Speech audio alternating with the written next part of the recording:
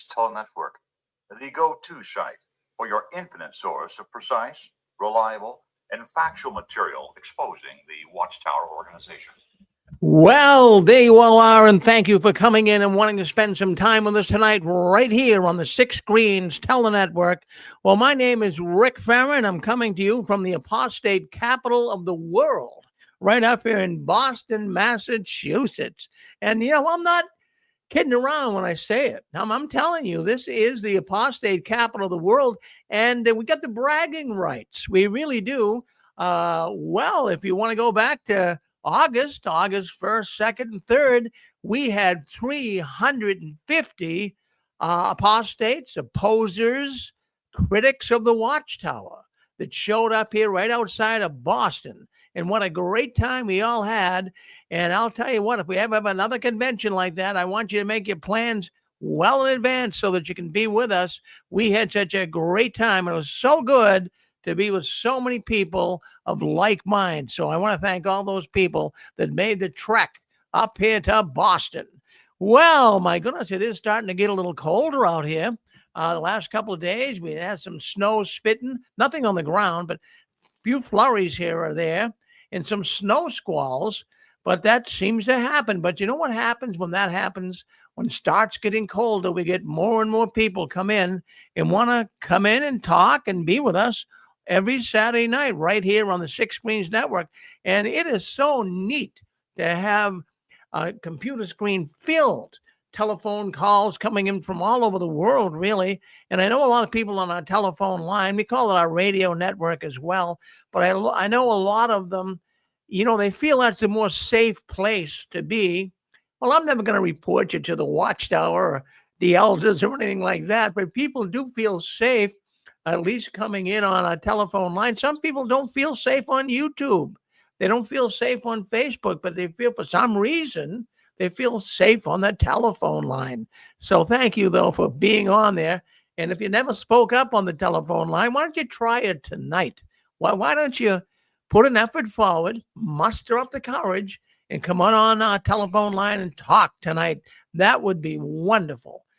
Well, I'll tell you what, it amazes me to, after doing the news here for 20 years, it just totally amazes me of what's going on behind the curtains of the Watchtower. This is not the same organization that we all belong to. Well, Satan kicked me out of his organization 20 years ago. But, there's always residual feelings, thoughts that have been embedded in our mind. I mean, the Watchtower rented space in our head for so many years, right? You just can't flush it out. And even after 20 years, there's still some hidden residual junk that's left in my mind from the Watchtower. And probably you too. I mean, I've had people come on this program that have been out for 50 years, and they say, Rick, I can't shake it loose. So I wonder, what is the obsession? Why are we, activists at least, why are we so obsessed in exposing the Watchtower? Well, that's a good thought, right? And many of us are, and who wouldn't want to expose them? I mean, especially people that have lost their family, people who've lost loved ones for refusing blood transfusions, people that have been molested, sexually molested in the Watchtower. Who wouldn't want to expose this evil organization? Well, tonight we have a good show coming up. I think you'll enjoy it. In our 9 o'clock hour, we have a woman. She's a former Jehovah's Witness. Her name is Hadeska Agasani. Hadeska Agasani. Wow, that sounds like a Japanese name or African name, but no, it's not. She's American, and she changed her name. Yeah, she changed her name. She can't tell you why, but she wrote a number of books. In fact, she's got a book right now she's writing. I really love the title, The Back Room. Can you imagine that, The Back Room? Well, if you're listening to Hadeska tonight, she's going to ask you if you have any experiences in the back room.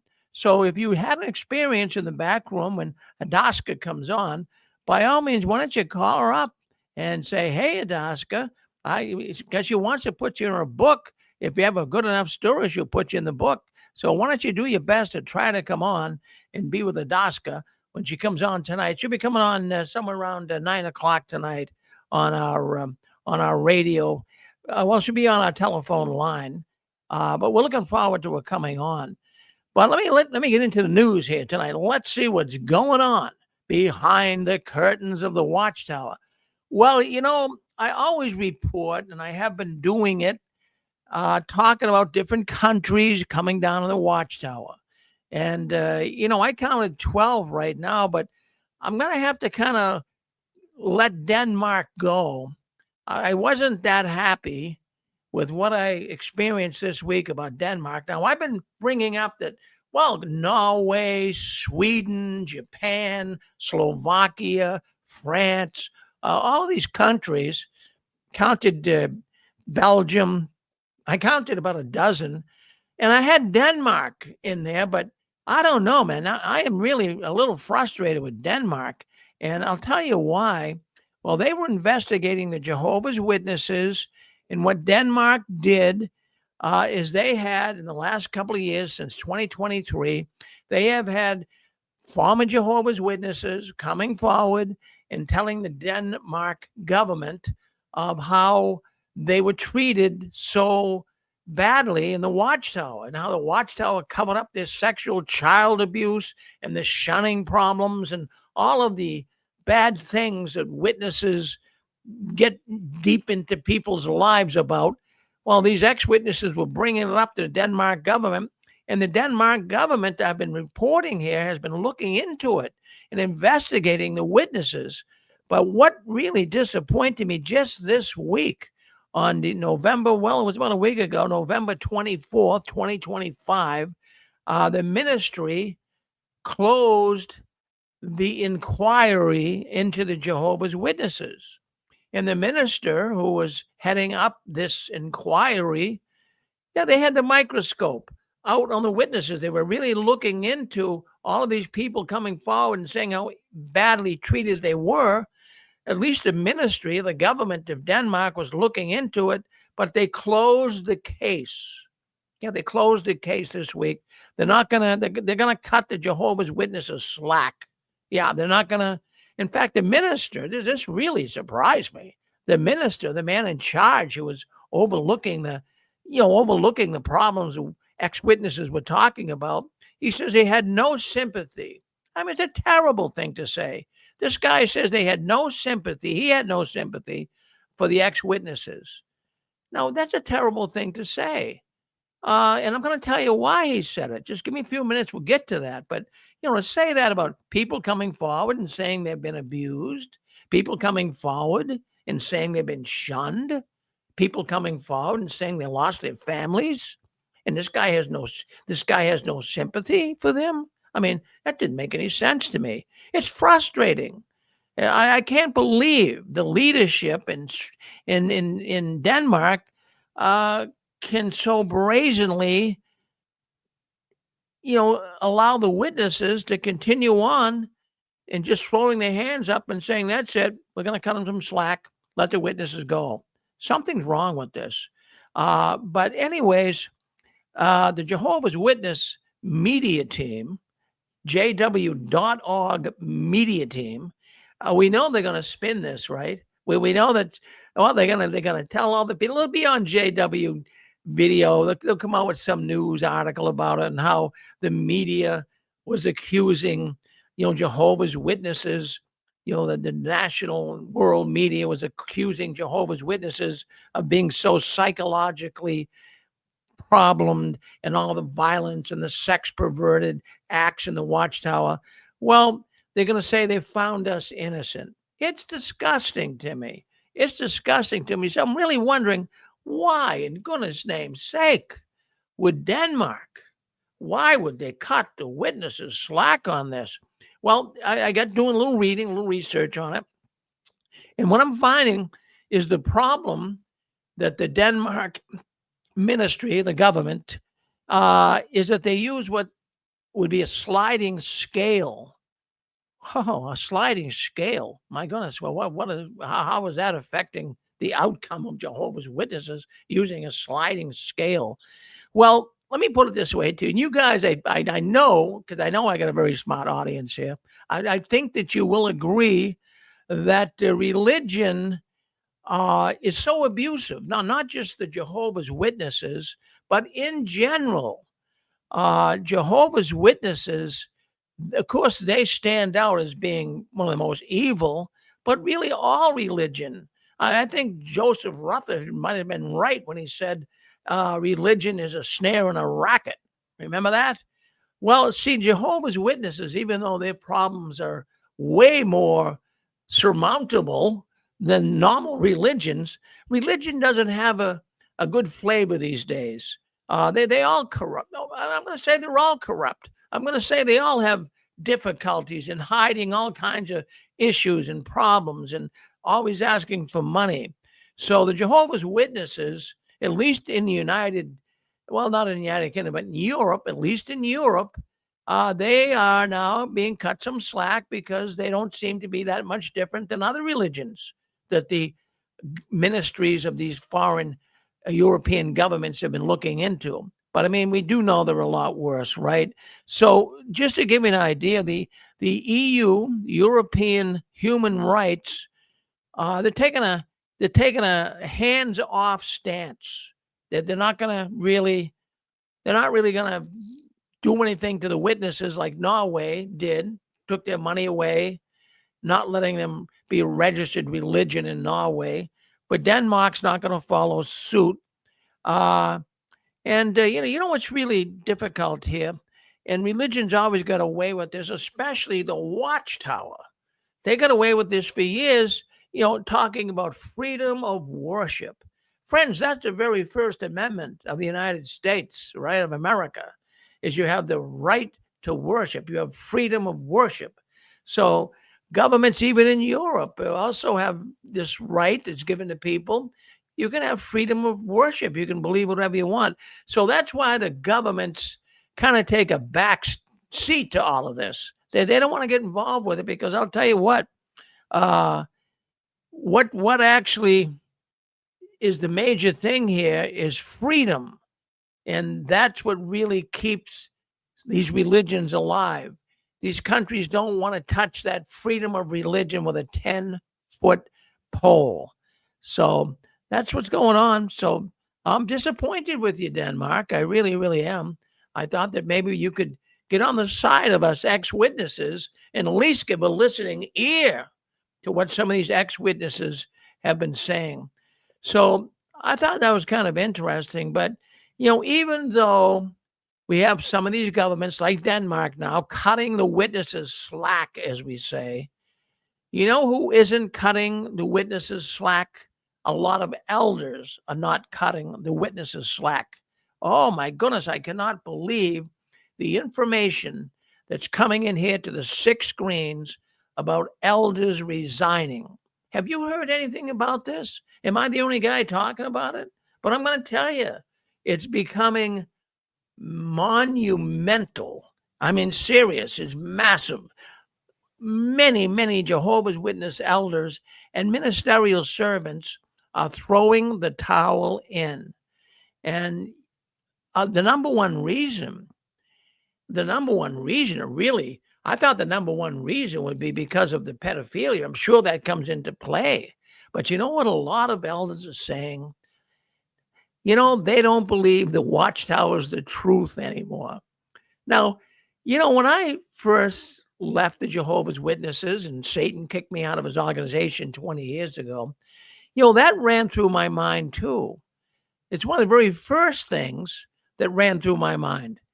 That's not the truth. The Watchtower, Jehovah's Witness organization, it's not the truth anymore. And I lost sleep over that. I mean, imagine being in the Watchtower for 50 years. I was a witness for 50 years of my life. And imagine all in a short period of time, you find out how scandalous, how fraudulent, how deceptive the organization is. And, one of the first things that popped into my mind, just like a lot of the elders right now are feeling the same thing, it's not the truth anymore. And once you find out it's not the truth anymore, There's no reason to hang around with these people. There really isn't. And then what you do is you find, yes. I'm sorry, I thought you were almost done, but the Watchtower was never the truth. They've been having false doctrines, false teachings ever since their beginning. It just keeps changing. So it's never been the truth. Well, Larry, you're right with that. It's never been the truth. And I'm sure that's a really rock your boat too when you're getting out. It's not the truth. And when you find that, you find all the other flaws too. Well, the thing is, it's not the Bible. But in the beginning, the Bible students were searching for truth. Well, you're right, Pixie. As a matter of fact, when Rutherford came in and being the clown that he was, 250,000 Bible students said, that's it. We're not going to go along with this nut. So they left. And, they felt that they had more truth than what Rutherford was willing to offer them. So, but. Right. He took over. He really took it.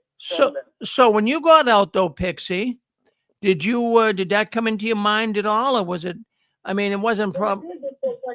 I come from a family of Bible students. They've been witnesses since way back, and having Charles Taze Russell's autograph in the family Bible and that sort of thing. And what struck me was sitting down and reading the Bible again, cover to cover, the second time. I had more questions than answers at that point. And then looking at the recent watchtowers where they had illustrations of the governing body at a table, and I said, well, where is the Christ in this picture? And in that cartoon illustration of how the organization is structured, Christ wasn't in the drawing. Things like that. And things like the Watchtower of 2 years ago, where they said, quote, your salvation is written in pencil, unquote. So these things, I just can't go back. I just can't. And of course, the blood doctrine, the abuses, all these other things too. But looking doctrinally, it doesn't hold water. The boat's sinking. It does not hold water. Oh, Pixie, you're absolutely right. And I'll tell you what, I'm getting numerous elders that are saying they're throwing the towel in. So I'm not going to call it a pandemic right now, but I'm going to call, I think I know what's doing it. I think one thing, it had to be that November 2025 Watchtower article that said that, the new system, Paradise Earth, Armageddon, would probably not be taking place in your lifetime. Now, many witnesses who were Jehovah's Witnesses for many years that were hearing this, including many elders, and saying, are you serious? I put all of my time and effort in this crazy religion, and now they're telling me it's not probably going to come in my lifetime. That is something that can knock a lot of elders off their high hat, off of their high stool, I should say. Seriously, they'd be very disappointed. And, also, I'll tell you what's also happening. I have to tell you that I find, and I might be wrong with this, but at least I see it up in my neck of the woods. I find more and more people kind of getting together, having little parties, in the summertime, getting together for barbecues. And I just see more and more people walking down the street, like a group of people, like neighbors all walking together. And I'm saying, something, this is good. This is a good thing to see this.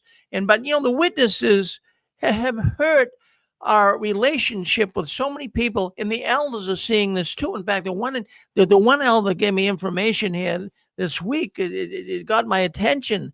And one of the things really was causing him to leave is the fact that he had all these wonderful people, even though they were unbelieving, they weren't Jehovah's Witnesses, but they were so nice, many family members and relatives that for many years he wouldn't even have any contact with. And now he says, I just can't do this anymore. I just cannot do it anymore. And that's true. You have to ask the question, who is the bad association too?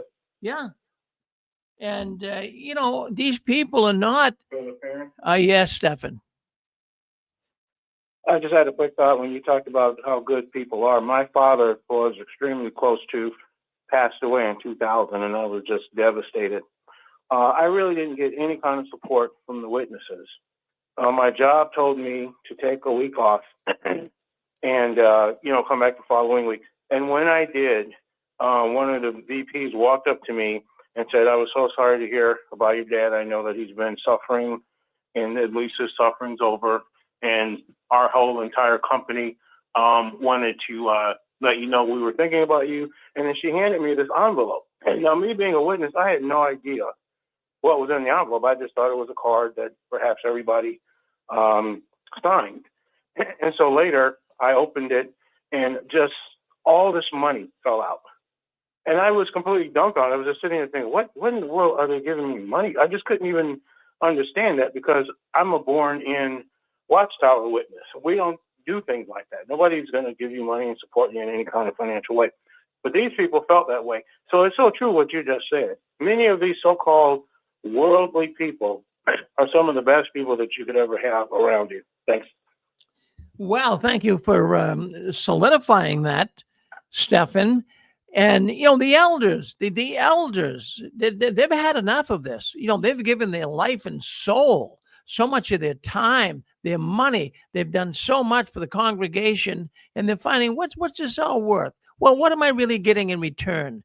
Nothing but a slap on the back from time to time, always having to follow directions. So I'm not going to say it's a pandemic, like I said, but I'm going to say this is a great crowd of elders that are now leaving the organization. And it's really something that I find very good. And we all should find it good, because who are they going to get? Who's going to run these congregations? The Watchtower is in a pickle. They really are in a pickle. And a lot of young, they're doing everything they can to get elders being trained early. They're even appointing elders at 20 years old. We've talked about that numerous times here on the 6 screens. That's way too young. I had a man once that I really liked a lot. He worked for me, and he was one of Jehovah's Witnesses, and he was 80 years old. 80 years old, and I gave him a little part-time job, and he never really loved his wife, and he had a beautiful wife. She was a beautiful Jehovah's Witness lady, and she was in her 80s too. And what happened is they were having marital trouble. And I remember there was an elder in our congregation. He was 22 years old. And I remember this older man that was working with me came to me and he said, "Rick," he says, "can you imagine a 22-year-old whippersnapper guy coming up to my house to tell my 80-year-old wife and I how we should handle each other?" I mean, it really, I'll never forget him telling me about that. But think about it. Think about it. It's something that the witnesses, maybe they think it's okay. But I mean, would you like to be an older person being judged by some guy that just got out of diapers, so to speak? I mean, seriously. But friends, things are changing, and I found that The reason that the world had parish priests and the Catholic belief, and why the Methodists had theology schools, there's a reason why they had the clergy structure. And a lot of times I'll bash the clergy or say something, but in terms of a little community, there's reasons that these trained men were brought in to run these little churches back in the day. And the witnesses dropped the ball on that one, and they dropped the ball on the Sunday school idea, thinking everybody could take the same level of doctrine. There's reasons for thousands of years why some of this stuff was set up the way it was. Well, I'll tell you, Pixie. In fact, when you were on Anne Marie's program earlier, I heard you mention that the Nicene meeting going way back, where all the religious leaders came together and wanted to really establish Christianity. Now, this week, what we're saying is 1,700 years ago? Well, 1,700 years ago, that's a long time ago. Yeah. But, the witnesses, the witnesses aren't going to bring that up. They don't. agreed, and they think that makes them right. And I used to believe that too. And then I looked at this meeting with the Pope mentioning this history fact, and I've looked at it before on my own, and I said, wait a minute. Just because the person is the underdog in this story doesn't mean they have it right. Absolutely. And that's when I went back and read the Bible again and looked at Bible Hub and some of these other translations, and I'm like, okay, I might throw religion out totally, or I might look at the Bible again. If I was going to be a Christian and believe something, you want to have the story straight. And the opera does not work if Jesus is not divine. Well, it's interesting you bring that up. In fact, the Pope was, I saw him on the news earlier. So he's in Istanbul. And you always got to be careful over there because of the Muslims, because so he's got to be very, very careful. And he was even advised to watch out because, you're going against, the whole world is not Christian or Catholic. You have people with different ideologies. But what it seems like this Pope is doing is he's trying to really mix faith together. Some are saying he might be the guy that brings about one world religion, but not to give too far off the track. But the reason why I bring. That's the plan. That they've written this down. It's not my opinion. This is what they're saying they want for the future. Yeah, so I found it fascinating. And but the witnesses, they would never give credit to any other religion. Really, I mean, not that I'm giving credit to any religion either. I'm finding a lot of them. They're really, I mean, most of them, they want your money. They'll tell you anything you want to hear. There's a lot that I'm not really. I love Jesus. I'm a Christian man. I'm a follower of Christ, but I'm certainly not a follower of some man-made religion like the Watchtower. Okay, I don't want to get off. Yeah. Hey, Leo's got the library. He knows the history. They're the ones that have all that stuff. Yeah. I'd love to get into that library. I really would. But, in fact, even thinking about these elders that are leaving and all the information I'm getting in from elders here, but, I haven't really heard them leaving on theological grounds. It's all on, mostly it has to do here with the idea that it's not the truth anymore. But there is some coming in here that said, that's enough. I can't put up with the pedophilia. But the other thing too, when you stop and think about it, an elder is really overworked. They have a full-time job, and yet they have to be so considerate of the organization. They have to stop everything for Watchtower. I mean, if Watchtower says you're meeting this week, you have to give up whatever plans you have to meet. And if you don't meet, you're going to be weak and you might even be removed. This is how the Watchtower operates. But the point that I wanted to make here is there's going to be more and more elders just saying, I can't take this load anymore. I can't. And then also to see, what do you really tell your congregation when you see so many empty seats? You can't keep making up excuses. Well, the Smith family, they got the flu, or the Righteous family, they moved away. You can't keep making up stories. At some point, you're going to say, look, we don't have these seats filled because people are leaving the Watchtower. So the Watchtower is doing everything they can to make it look like people aren't leaving. They're closing congregations down. We talk about it all the time here. And they merge them in with others to make it look like, wow, this is really prospering. But the elders, if you... I asked her about the one-day assembly, and she said, well, the brother was on stage, and he says, read the Bible not to know, but to grow. Well, that's a cute slogan, but what does that mean? They don't give their people anything so that their people have meat in due season to be adults. And the elder has to take care of all these people that want to be led. Well, that's exactly what's going on, Pixie. But let's move on. Let's talk about what else is happening here behind the curtains of the Watchtower. Well, we got good stories to talk about. I'm not going to get into this one right now, but I wanted to bring something up here that caught my attention. I want to see if you guys noticed it as well. Well, they're now talking about tattoos. We'll get into that a little later too. They're now saying that tattoos are being allowed. And at one time it was a disfellowshipping case, but we'll talk about that in a little bit. But one thing that I wanted to bring up here, because I really started noticing this even when I was one of Jehovah's Witnesses, is, in every community, there's a wealthy community, the higher priced housing and beautiful homes and manicured lawns. And then also there's a poorer community. Now, up here in my territory, when I was a witness, I was the territory servant for a while. And of course, we have an area up here. It's like the poor side of town. In fact, they call it Tar Paper Village. Now, the reason why I got the name of Tar Paper Village, and everybody knew it, and people would kind of joke about it. It wasn't funny, but what it was years ago, Boston, of course, it was a big city, and about 20 miles north of Boston, there wasn't anything out here. So there was a lake in the Wilmington town. That's where the Kingdom Hall was. There was a lake, and they called it Silver Lake. And what happened years ago, in the 20s, 30s, people came out to Silver Lake as a little refuge from getting out of the city, and they would come out here and build a little camp. And they never would finish, the siding on the camp, because it was just a camp. They only lived here in the summer, so they would put tar paper on it.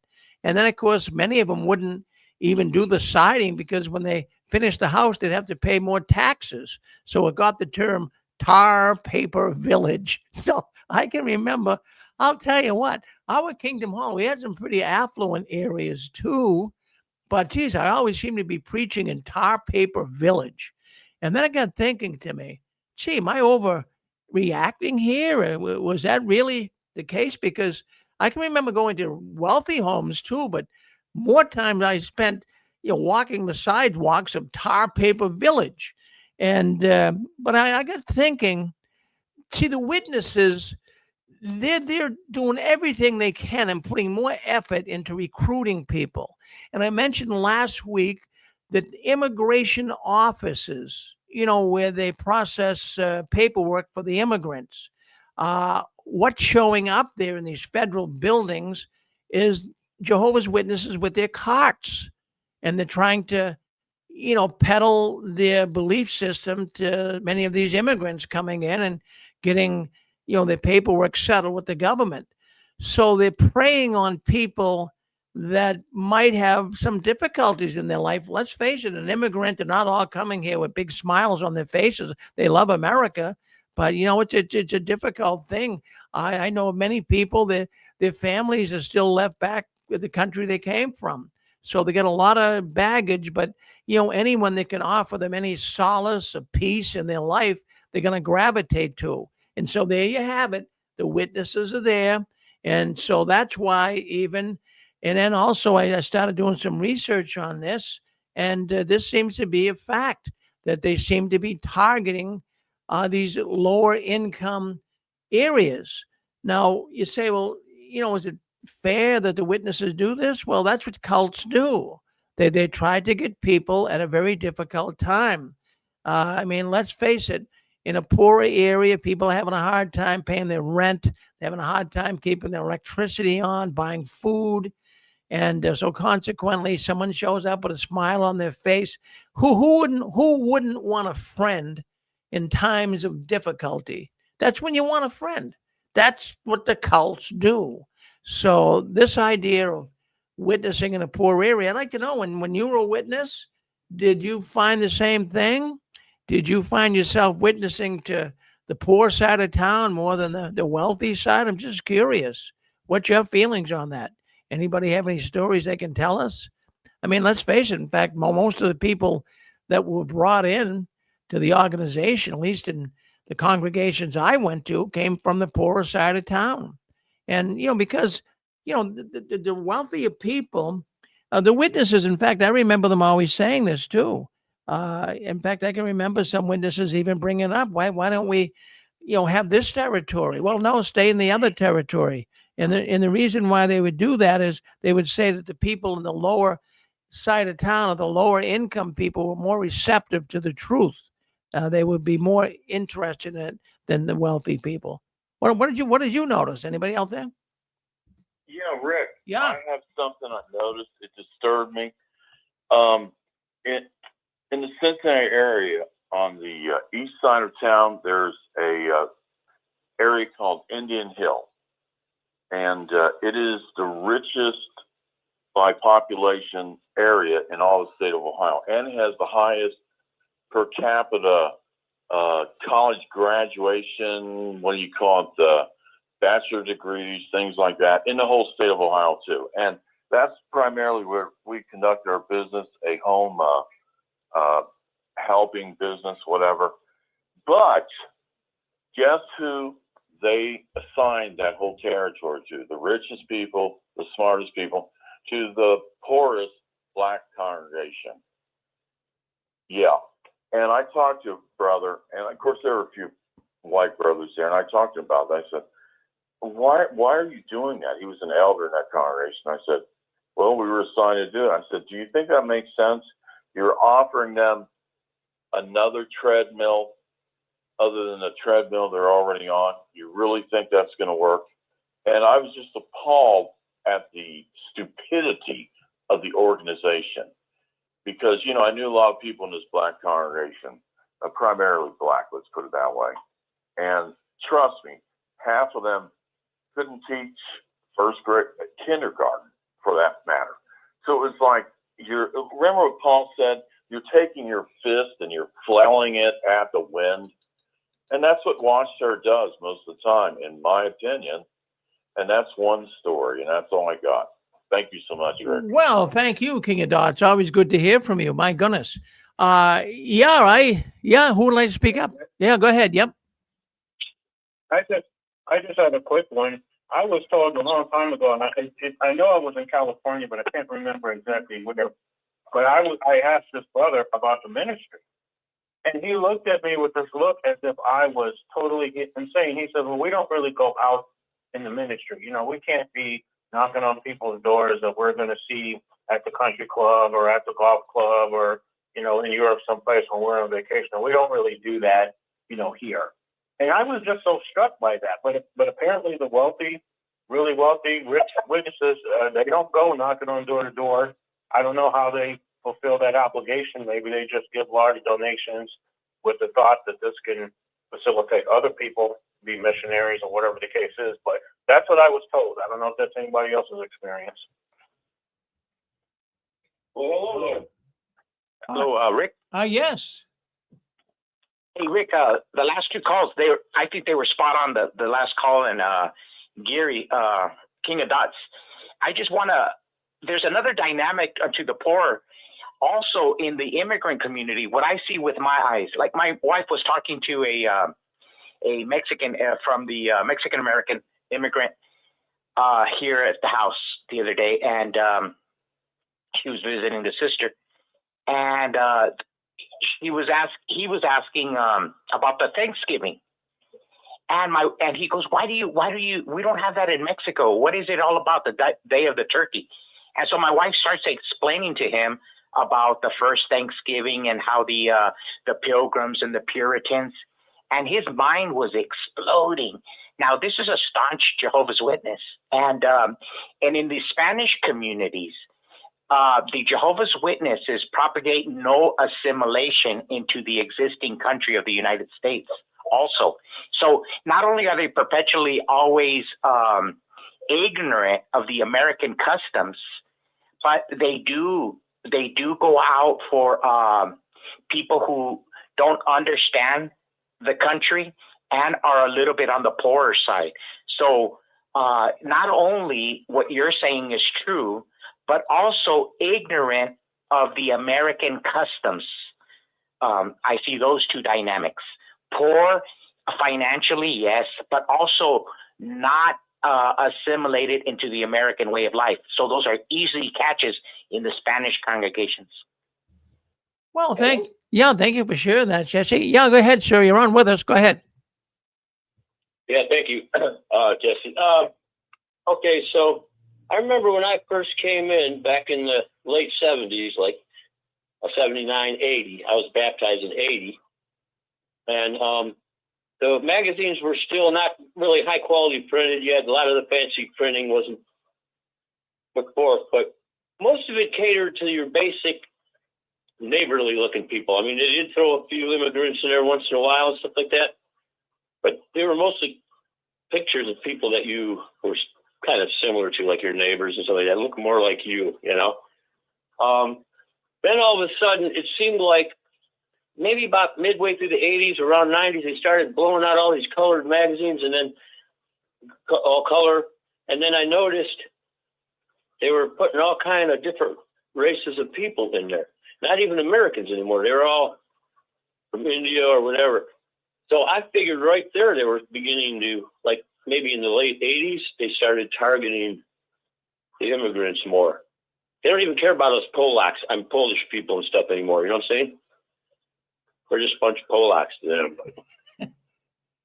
Well, yeah, but they still want to witness the Polish people too. But I know what you're saying. They could see something coming, and they started. Polish people are too smart. Polish people are too smart. No, I hope so, man. I sure do. But yeah. So it just seems like they're doing whatever they can do to just keep on getting as many people in there as they can. And I think it's obvious that immigrants would be the target because, like you said, they're poor or whatever, some of them, and then some of them are looking to integrate a little bit, and this is a way to integrate. And for them, it's probably a good thing. If you could tell everybody go in there for like 4 years and then bail, everybody'd probably have a better life. But it's the longevity thing that gets you. If you're there 40 or 50 years, and then then they tell you, well, we don't really think it's going to, we hate to tell you this. Come here a minute. This ain't going to happen. Maybe it might not happen in your lifetime, you know?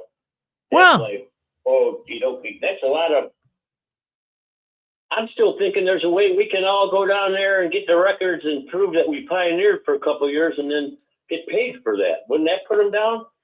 What if we all got paid for all those hours we put in? Well, I pioneered for 2 years. Yeah, pioneered for 2 years. Who gave a lot of your time, a lot of your effort. And what do you get for it, brother? Nothing, right? Well, you get beat up. You get like, oh, we heard you was in the bar dancing or something like that. You're like, what? I don't do that. I'm a pioneer.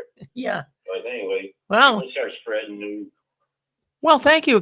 Now, you've been calling in here before. Are you new here? No, it's Marty. Marty, right? No, I recognize the voice. Yeah, thank you, Marty. Well, 3 times. Thank you, Marty, for coming in. I appreciate it. Yeah. Okay. Well, thank you very much. Yeah, no, in fact, Marty's right on with that and talking about the poor areas, rich areas. But whenever I'll tell you what, and you guys probably also witnessed this as well. But how many times would you be out in service, driving around, making return visits or whatever, and you see a really nice, beautiful house? I mean, really a beautiful house. And then how many times have you heard a witness say in the car, I'm going to get that house after Armageddon? I've heard that so much. It used to drive me nuts because I used to even think, I remember even saying to one of the brothers, well, in fact, it was a sister. I said, well, what makes you think you're going to be there first? Don't you think other witnesses would want that house too? I mean, what are you going to do? Hit each other with a stick to have it? So, I mean, but here it is that maybe they wanted to keep you out of the rich neighborhood so you wouldn't see how the affluent lifestyle was pretty good. A lot of these people living high off the hog, so to speak, they already said their paradise was here. They didn't have to look forward to a new system. One time we were out in service and they were looking at a house and the sister said, that's going to be my house. It was my uncle's house. Yeah, well, we've all heard that, but you just got me thinking as I'm talking here. Maybe that's why we didn't always get the affluent areas, because I was the territory servant. But for some reason, everyone always wanted to work. It was like some type of it wasn't a schedule, but it seemed like everyone always asked for, Tar Paper Village, the area that was really the lower income place. I guess people felt more comfortable there. And I guess even you think the elders would say, let's split this up. Let's make sure we work all these areas and make sure it's done in the way it's supposed to be done. But maybe the elders didn't want you going into these rich areas because it would give ideas to the witnesses. because these people would work and they'd have good careers. They went to school, they got educated, they got good jobs, they made good income, and they were able to afford the little accoutrements of life. But geez, what can a witness do? What can a witness do? It's Once you can compare, yeah, once you know, you know. yeah. Oh, Pixie, that's what that thought just came to me. Maybe they didn't want you to compare. They keep you in the poor side of town. But if it's a known fact, I mean, a lot of the people, most of the people in the Kingdom Halls I've gone to, most of the people were poor. I mean, not dirt poor, but they were poor. But I'm sure there's many listening to Well, the. we had kind of a fancy little Kingdom Hall in a nice little neighborhood there, and this was back when that young elder tried to push my dad out of responsibility and hated me. And little me, about 100 pounds soaking wet on a good day, and he didn't like my boots, and my dress was too long, and my skinny ballet body that had no cleavage, my blouse wasn't right, and he just had all these problems with me. And then he says, well, I bet you're going out in service today. I said, well, yeah, I dressed for service. I put this dress on to go into service. He says, okay, I'll take you and the other teenagers out down by the bowling alley. We never place anything there. So I walked up to this one house, and it was kind of fallen down, but it had a nice porch. And I said, oh, this is a kind of porch I like, and knocked on the door. Nobody was home. He said, see, nobody's home. We're not going to place anything here today. I said, what about the apartment across the street? They need to hear the gospel too. So we went over there, and little me, I knocked on the door, and I placed 2 magazines and a book. And he says, how'd you do that? I said, just leave me alone. Well, I don't know about your cog. Hello? Yeah, is that you, Junction guy? No, this is 970. Oh, 97 Joe. Go ahead, Joe. No, this is didn't give you my name, but just say 970. Oh, 970. Okay, good. Thank you. That's fine. Yep. Well, I have a story. When I was a young boy, we were living in a town called Tonopah, Nevada. You ever heard of Tonopah, Nevada? Little gold mining town, old mining town. Yeah. Yeah, well, we would go out in service, and my family, we're middle class, and we were living in a small mining town, and we'd go out to a service, and we'd come up to these shacks, and in my mind, I'm going like, wow, does anybody really live here, and people did, and I guess my point is, that's when I learned what poor was in my life. And the children that came to school, some of the children in the class didn't smell so well, and I wondered why their parents didn't take good care of them. That's when I learned what poor was in my life. Well, that's interesting. That's interesting. That's something 970 that you brought that up, because I'll tell you what, I met some of the poorest people myself. I couldn't even believe it out in service. And I remember I knocked on this door. It was in a country area, but a poor area. And it was an old house. And boy, I went in, and the woman was burning coal. And coal really stinks, when you burn it in the stove. And it was, I think it was around Christmas time. And the poor woman, she was so poor. She had no food in the house. I couldn't believe it. And she had no food. And, it was terrible. The house was so messy. And she was just not right. But she said she was so hungry. So I don't know what to do. But I never witnessed this before in my life until I was out in service. So I went down and bought her a bag of groceries so she could eat. But I'm saying people are really this poor. And of course, the witnesses, they would love to have someone come in the so-called truth like that, even though there were some elders that didn't like it. But you can always tell a good story how these poor people came in and became rich with spirituality, poor in money, but rich in spirituality. And then they did make a big story about it. Probably have a walk up during the convention sometime and tell her story. But that's interesting. You bring that up, 907. I agree with you. I learned a lot about poverty myself, going door to door, You wouldn't believe people can live some of the ways they do. Well, thank you for checking in with us. So, anybody else? What do you want to say? Go ahead. All right. Well, let's move on here. Let's let me just see something here that I wanted to go back on. People I see there, someone's out there saying they bet you Rick has a tattoo in the chat. I don't have a tattoo. Never got a tattoo, but I got news for you. Tattoos now seem to be a personal decision in the Jehovah's Witness religion. Now, some are saying, well, Rick, no, you can never be disfellowship for a tattoo. That's not the truth.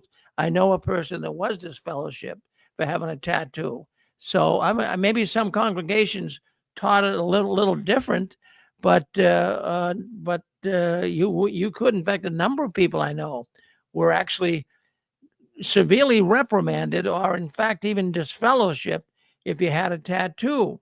But why do you think now the witnesses are kind of going light? The Watchtower itself is lightening up on tattoos, and now you can also toast, and you can wear, more conservative, no, well, not conservative, but more liberal clothing, so to speak.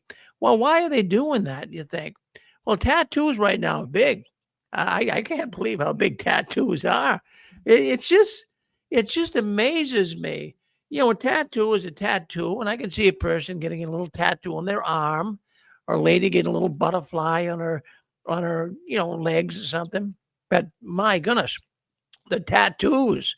I don't know about in your neck of the woods, but the tattoos, it's like people just walked out of the circus. I'm saying to you, is this for real or what? I mean, I don't want to sound like an old fogey here, but boy, oh boy, not only that, tattoos are very expensive. And some of these people are just, and in fact, even up here, it's getting colder. I see people still wanting to wear shorts so they can show their tattoos off.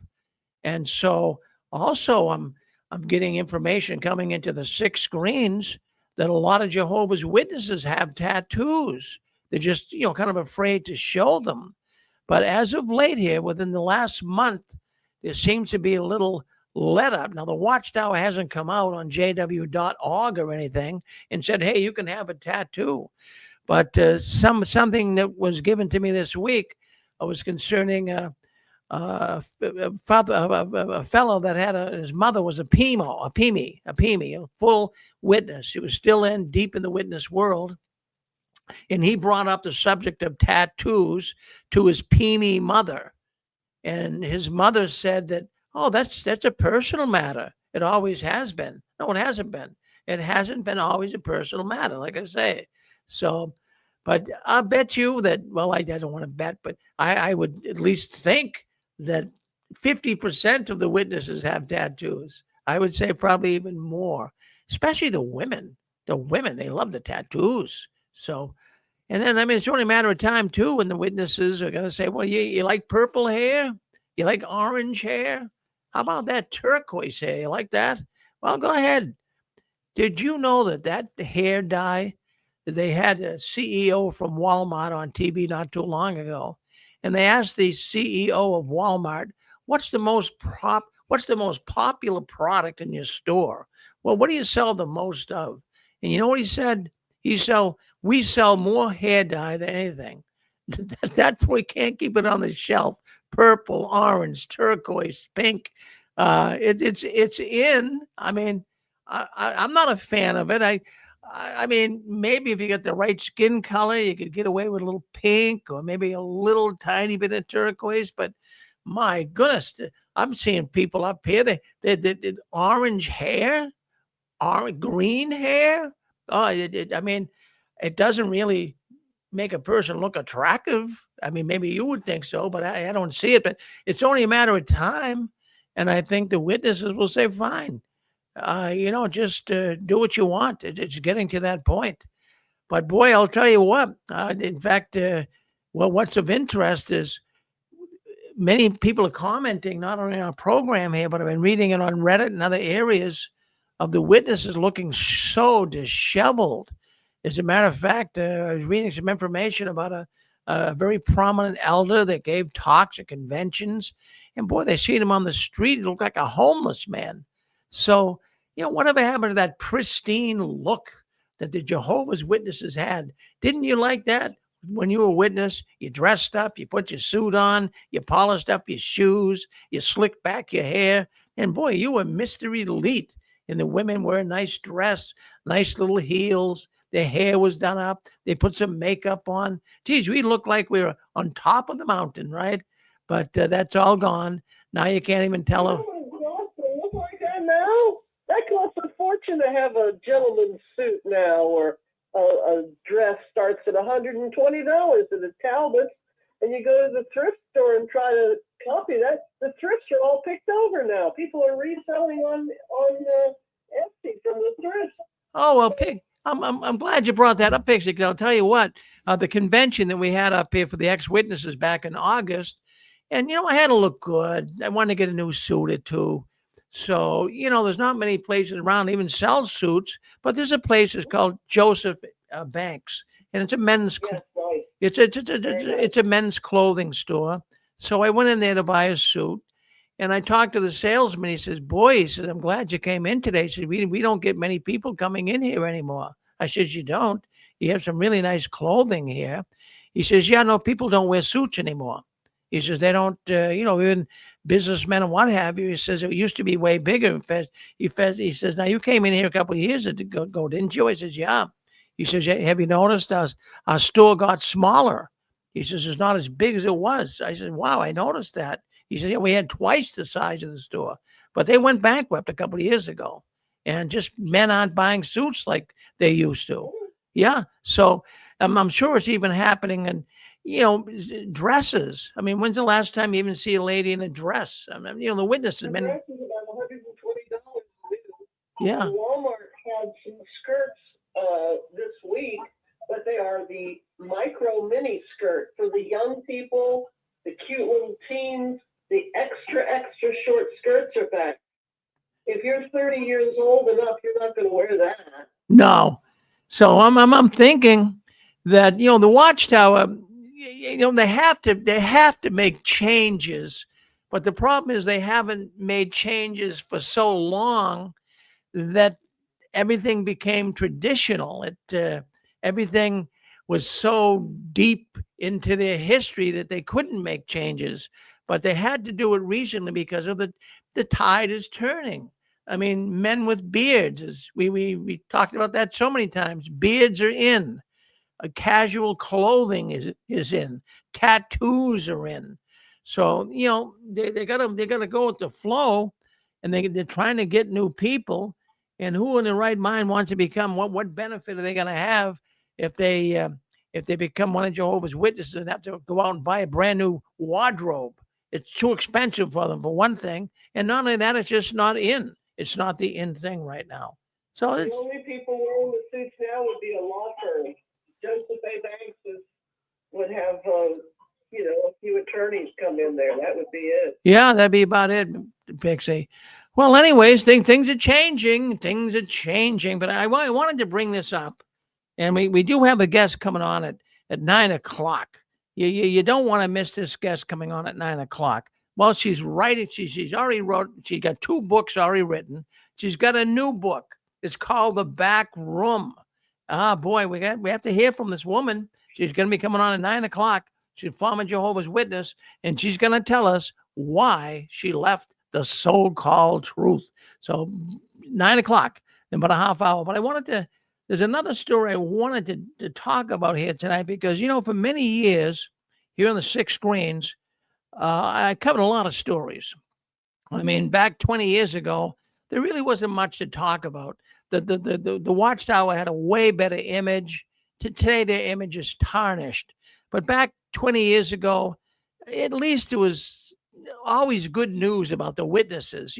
They would come into the conventions during summer, and the Commerce Department in the towns and cities would love to have the witnesses come in because, boy, they brought money into the restaurants and the hotels, and they spent money all over the city. And that's all you really read about. You didn't really hear too much bad about the witnesses. But, boy, I'll tell you, it all started about 15 years ago with the sexual abuse problems. And boy, I'll tell you, just escalated into today. It's nothing but you punch Jehovah's Witnesses into AI or into Google search, and all you get is negative, critical information about the Jehovah's Witnesses. But reporting this program for as many years as I have, I came across this story this week. As a matter of fact, I want to thank the person who sent me the email. I'm sure some of you folks have already heard about this, but I want to thank this person that sent me this email. They sent it to me anonymously. I do not know who it was that sent me this, but whoever it was, if you're listening in, thank you. I want to share this email with my audience tonight. And some may have heard of it. It's been on the news, I'm sure. But I actually was given the court order, the directive that was actually given to the court concerning a suit against the Watchtower. And let me tell you a little bit about that suit. Well, of course, the suit was filed in New York City.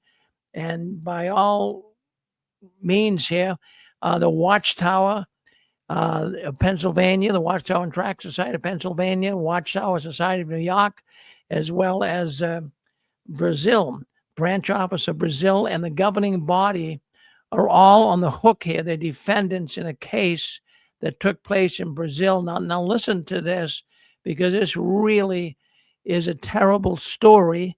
And I wanted to share it with you tonight just to show you how evil and how corrupt and deceptive the Watchtower organization is. And, as I always say, I don't have a soft spot from the top of my head to the bottom of my feet for the Watchtower organization. So a man in Sao Paulo, Brazil, a circuit overseer of the Jehovah's Witnesses, a circuit overseer, that's pretty much up there, right? And he's being identified here in the newspaper, or at least in the court summons, as a senior minister who was entrusted with supervising multiple congregations. And he is listed as a defendant for gross negligence and intentional cover-up. The Watchtower here is also being sued for intentional cover-up of this circuit overseer. So I want to talk a little bit about this. I want to have your thoughts on it as well. But anyways, the circuit overseer, his name is, his last name is Rovizo, and he was in Brazil, and he is the main culprit here, Rovizo, Brother Rovizo. And then we also have the one who's filing the complaint. Her name is Miss Souza, Souza. So she's filing the complaint against Rosio, and is beginning all of these sexual problems started for Miss Souza back in 2011. And just to give you an idea, this Rosio, a circuit overseer, he started looking at Miss Souza in the very Kingdom Hall when he would visit it. And he really started thinking that he might be able to do some nasty things to her. So he used his position as circuit overseer to isolate, groom, and control Miss Souza. So, that happens, friends. Not only in the witness world, but it's more prevalent in the witness world. But a person in a prominent position will use their status to have total control over a young person, sometimes even over an older person. Now what Rosio would do is he would subject the young girl. What he would do is he would expose her to undress. He would have her undress, I should say. He would expose her to sexual violence. He would masturbate in front of her. And then he would also force her, as a young girl, only 12 years old, to watch pornography and raping her on a weekly basis. This is all in the court paperwork that was sent to me. And I want to, again, thank the person for sending it to me. It was quite graphic. I'm not going to read it all to you. But Rovizo raped Miss Souza in the Kingdom Hall when he visited her. And he also, on several occasions, raped Miss Souza inside the Assembly Hall of Jehovah's Witnesses in Maraparo, Brazil. So we have a man here that is a real perverted maniac, really. And he would actually, can you imagine now, during an assembly, and the circuit overseer is in the back room raping a young sister? And the people would be listening to the assembly, and this is all going on in the assembly hall, and yet this is going on in the back room. And he would say to Miss Souza, he would say, "You have to be silent. And if you're not silent, we're going to have all the congregants and your whole family. They won't talk to you." So really put young Miss Souza in a very difficult place.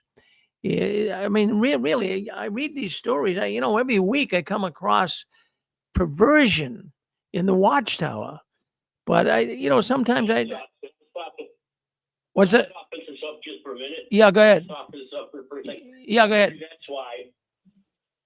Maybe that's why the brothers don't have to wear suits anymore, because they already have too many suits. You know what I mean?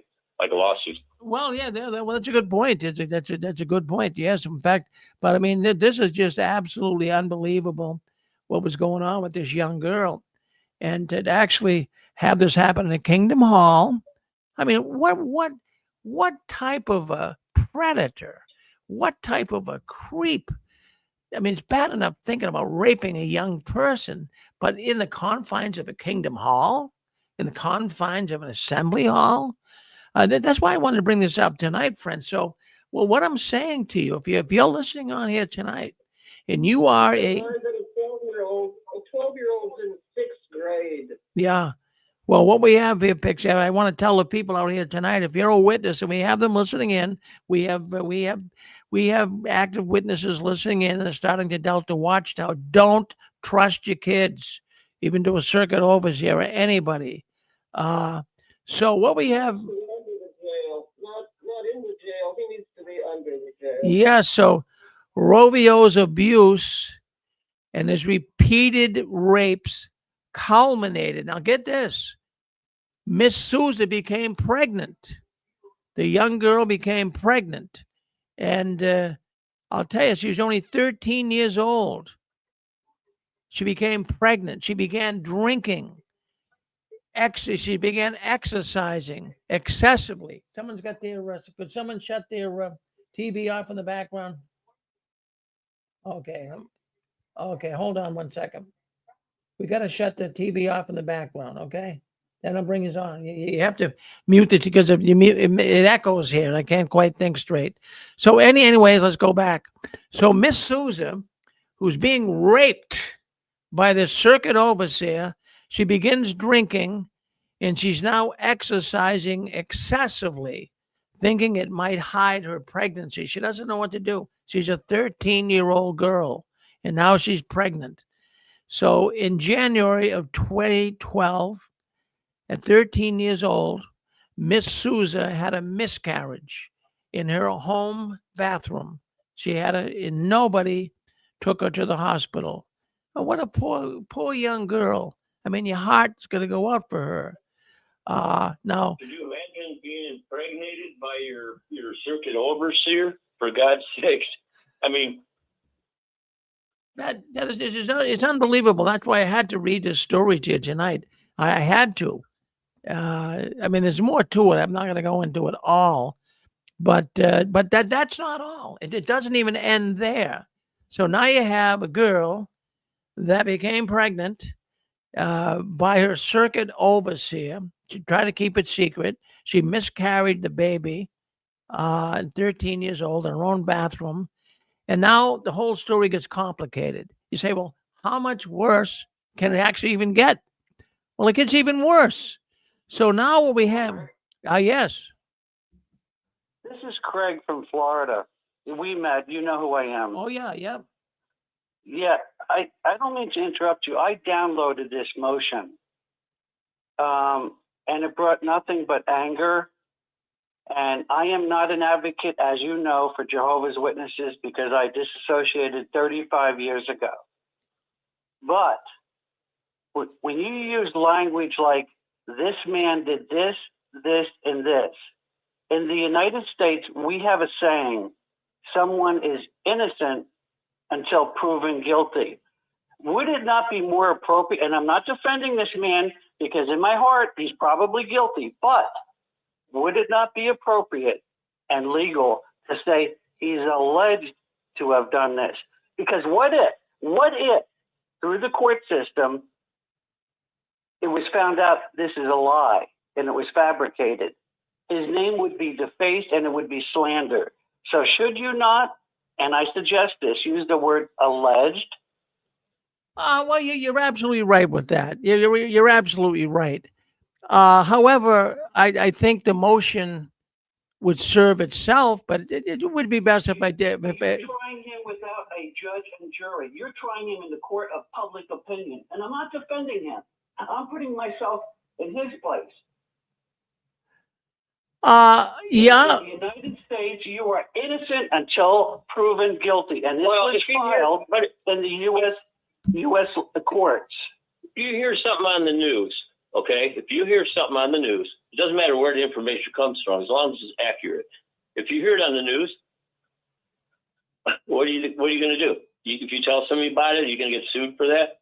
What you heard of the Russian collusion or with Trump? That turned out to be false. Just because you hear it on the news doesn't mean it's true. Come on, that's true. Wake up. What Rick's saying is true. That's the question. Is if he's got a news report that is actually accurate, then I think people should know about it. Well, yes, we should know about it because I downloaded it. He is appropriate, and I want him to talk about it, but I'm not to use the language that he's guilty. Let's just say he's alleged to have done this. Let us wait until the court of law finds him guilty because he said this man did this, this, and this. No, he's alleged. Use the word alleged. Well, yeah, that's true. Well, basically, what we're talking about here is just we're guiding people to see what can happen in the Jehovah's Witnesses organization. And I believe there's cover-up. The Australian Royal Commission shows there's cover-up of 1,006 reported incidences that were never reported to. I understand that. But this man, all I'm saying is I like to look at things from a litigious standpoint and let the law of the land find a person guilty, not the court of public opinion.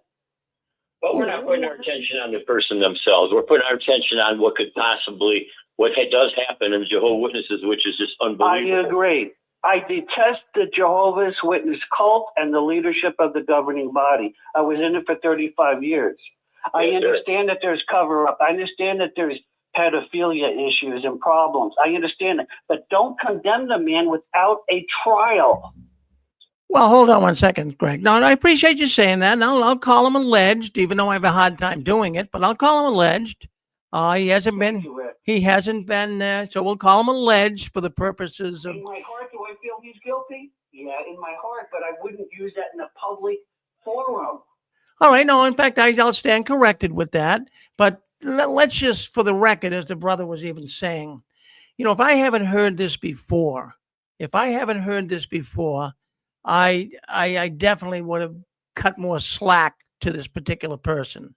But when you stop and think about it, every single week we report about an act of pedophilia, a sexual misconduct in the witness world. So when you read something like this and you have the motion, which you read as well. Now in the motion, I don't believe, a court motion is a legal document. And it's stating what this person did. The plaintiff, is stating what the defendants did, and it's her word against. Maybe you shouldn't use their name. Did you read the defendant's motion against the plaintiff's motion? Did you read that? No, I haven't. I would just say don't use. Well, that's until the trial is determined by the judge. Right, you don't have to use people's names either. You can leave that out and just tell the story. It's just as effective. You don't need a person's name. You know what I'm saying? That's all. Well, the reason why I use people's names here in the 6 screens is, there's other people that might be listening to this broadcast that had the same thing happen to them by the same man. That's a possibility. Sure. And that's, and so I'm just putting a warning out. That's happened here before in the 6 Yes, sir. screens. What's that? Rick, I love you with all my heart. I truly appreciate all that you do. I'm not Jehovah's Witnesses are so guilty of pedophilia, cover-up cases. The lawsuits in the world speak for themselves. All I'm saying is that whether it be this man or any man or me, I would want people to judge me not before the case, but after the trial if I'm found guilty. That's all. And use the word, I suggest, with respect, alleged. He's alleged to have done this because you said he did this, and this. We don't know. Oh, well, you're right with that. I stand corrected. I redact that. I will take that back. I stand corrected on that. You're right. That's how it should have been presented. But thank you. Thank you. All right. I love you, brother Rick, and my tone or whatever. I've been involved in litigious matters with my ex-wife, the Jehovah's Witnesses, even, and I'm sensitive to this area. So my tone or frustration is, I want people to hear both sides rather than being predisposition. Well, no, That's my tone. Yeah. It's all good. Oh no, it's nothing. There's nothing wrong with what you said, Greg. Nothing at all. Because really, if we were put in that position, we would like to at least come out with some type of a defense before accused. All right, I'm with you. All right, I'm with you. No, I'm with you. We love you, man. Yeah, thank you. Thank you. I love you, Rick. Well, love you too down there. Really well. Well, thank you. We love you, man. Well, thank you. Well, isn't it good? Isn't it good? Now look at, in life, what's really good. See, this is a community. We're all friends. We can talk to each other. We can all be corrected. Many of us can say things sometimes and jest or not really think about what we're saying. So I get that part of it. I'm certainly appreciative of that. And I'm going to be careful in the future to make sure that it's alleged because Hey, Rick, yes. what does the bottom of that page say? I want to know if he came to trial or not. I want to know if the judge threw the book at him. What's the last sentence on the document? Yeah. Well, we'll know more about it. It's going to be a while. In the court cases, the motion was just filed recently, so it's going to be probably a year before you even hear anything. True. Yeah. All right. 13-year-olds don't make stuff up. Boy, I'll tell you. 12-year-olds, they're pretty sexy, It's probably true. Yeah, but you don't want to say something like that, brother. It's you shouldn't be looking at 12-year-old girls. Seriously. No, it's a joke. I know. It's a sick joke. All right. Well, anybody else have any thoughts on this at all? But the point I wanted to make, what got me thinking, I've read elders, ministerial servants, Jehovah's Witness men, but I'll tell you, in all my 20 years of reporting here on 6 screens, never have I come across an alleged circuit overseer of committing these type of acts. But again, we'll let the court find out, and we'll probably know in a year or so what took place. But boy, can you imagine?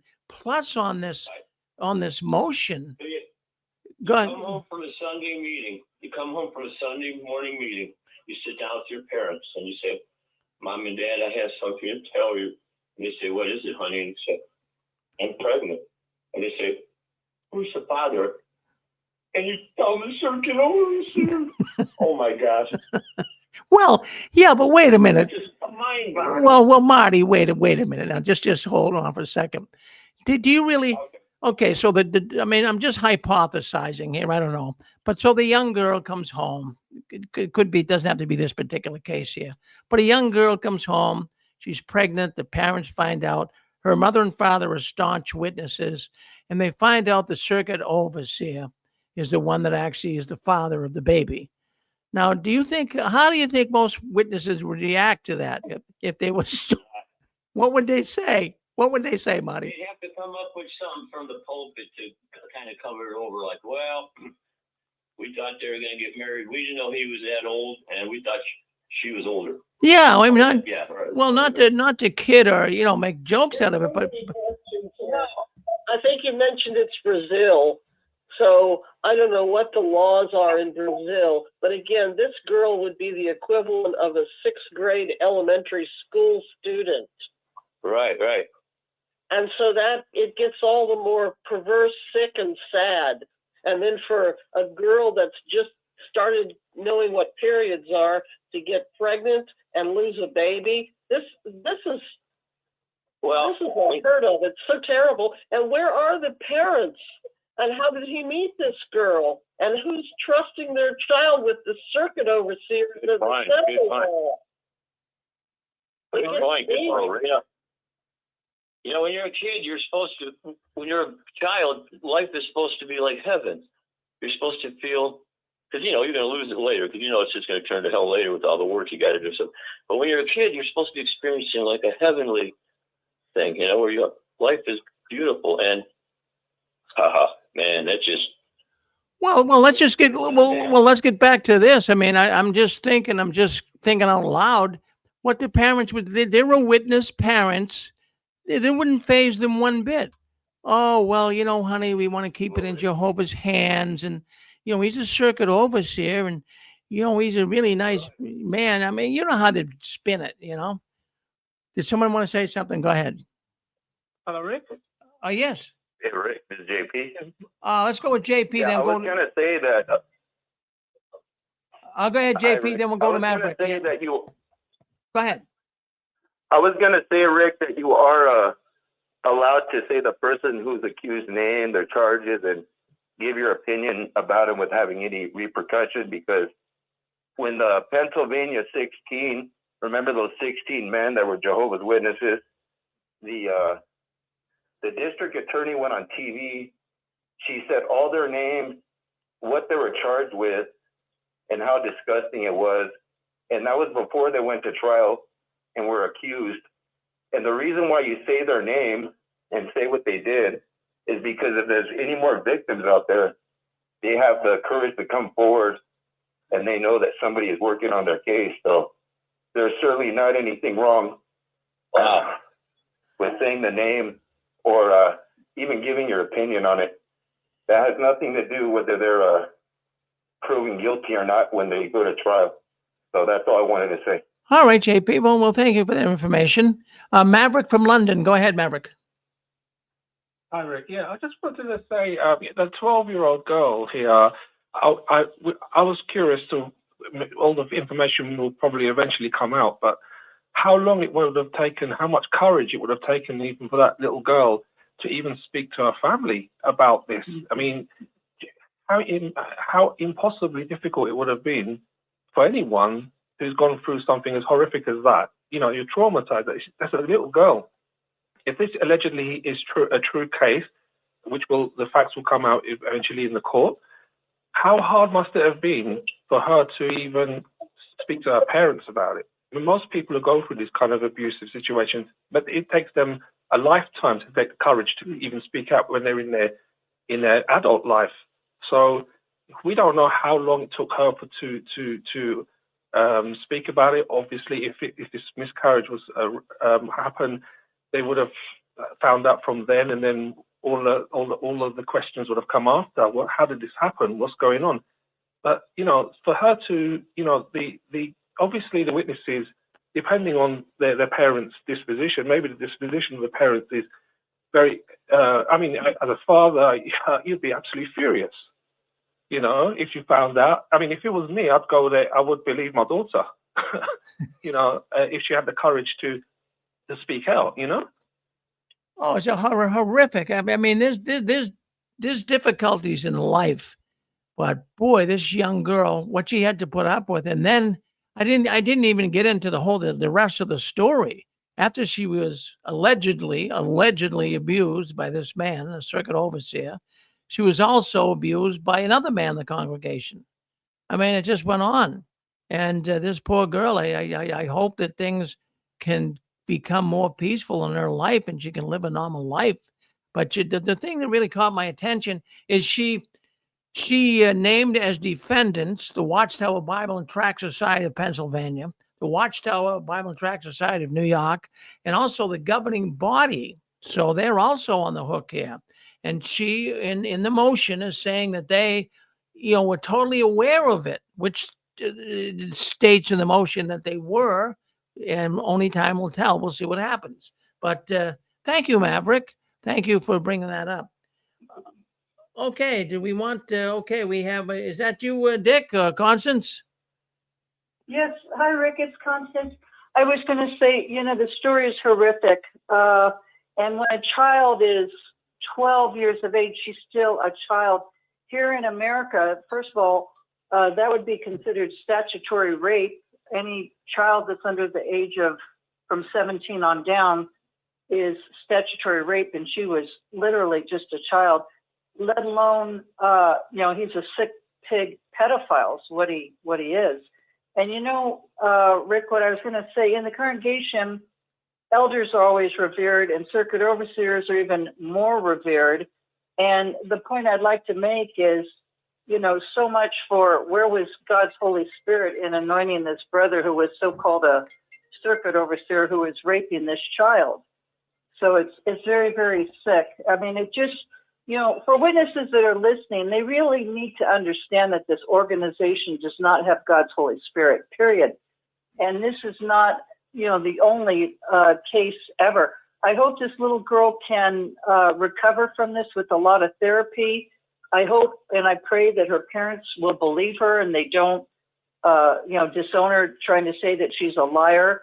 When you're a little girl and you're just prepubescent, that word's very hard to say, before you start having your menstruation, obviously she was able to have her periods because she got pregnant.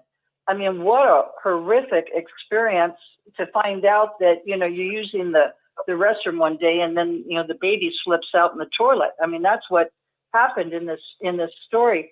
And, it's life altering. I mean, she's just a little girl growing up, revering the elders because, of course, everyone in the congregation reveres the circuit overseer in this case. And yet he groomed her. He was just a total pig who groomed her. And it just goes to show how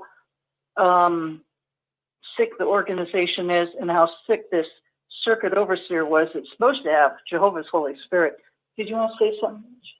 No? Okay.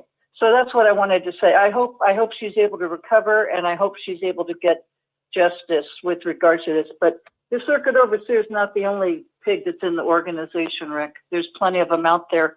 And for JWs, they really need to pay attention. I mean, we're certainly not lying about this. And just because they're JWs, doesn't necessarily mean you can trust them. There are so many sick people in this organization that are raping children. So you want to say something? It never dawned on you that the problem might be groups of people, just getting into groups.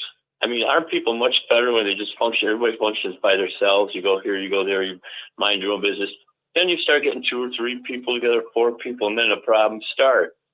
It's like, yeah, the bigger the organization is, the goofier it is. And now it's all works our way all the way up to the government.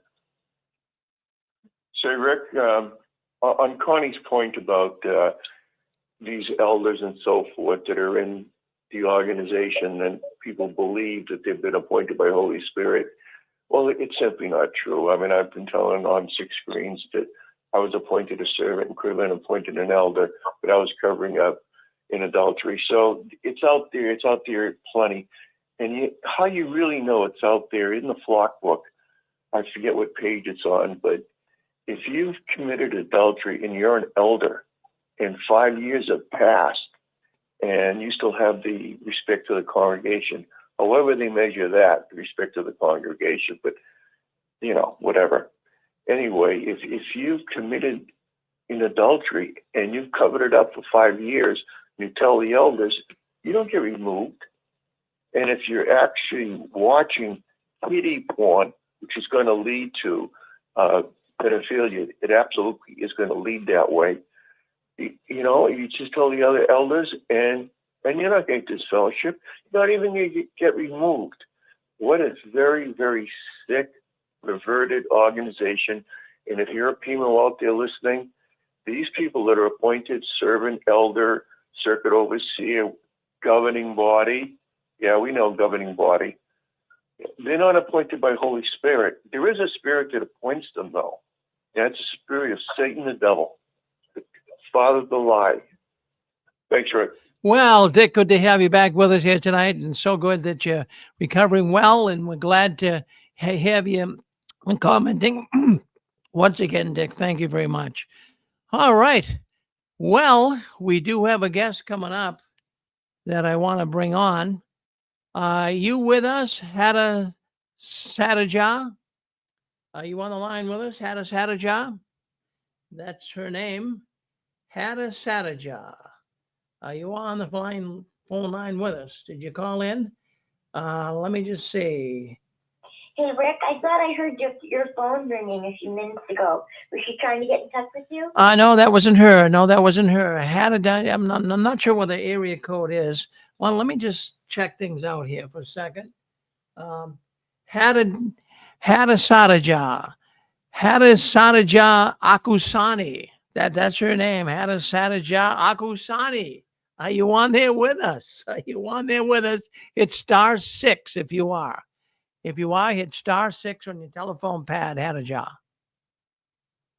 All right. Well, let me just take a look. Do you want to give her her phone number, and I can see if she's ready? Yeah, let me just get in there, Susan. Give me 1 second.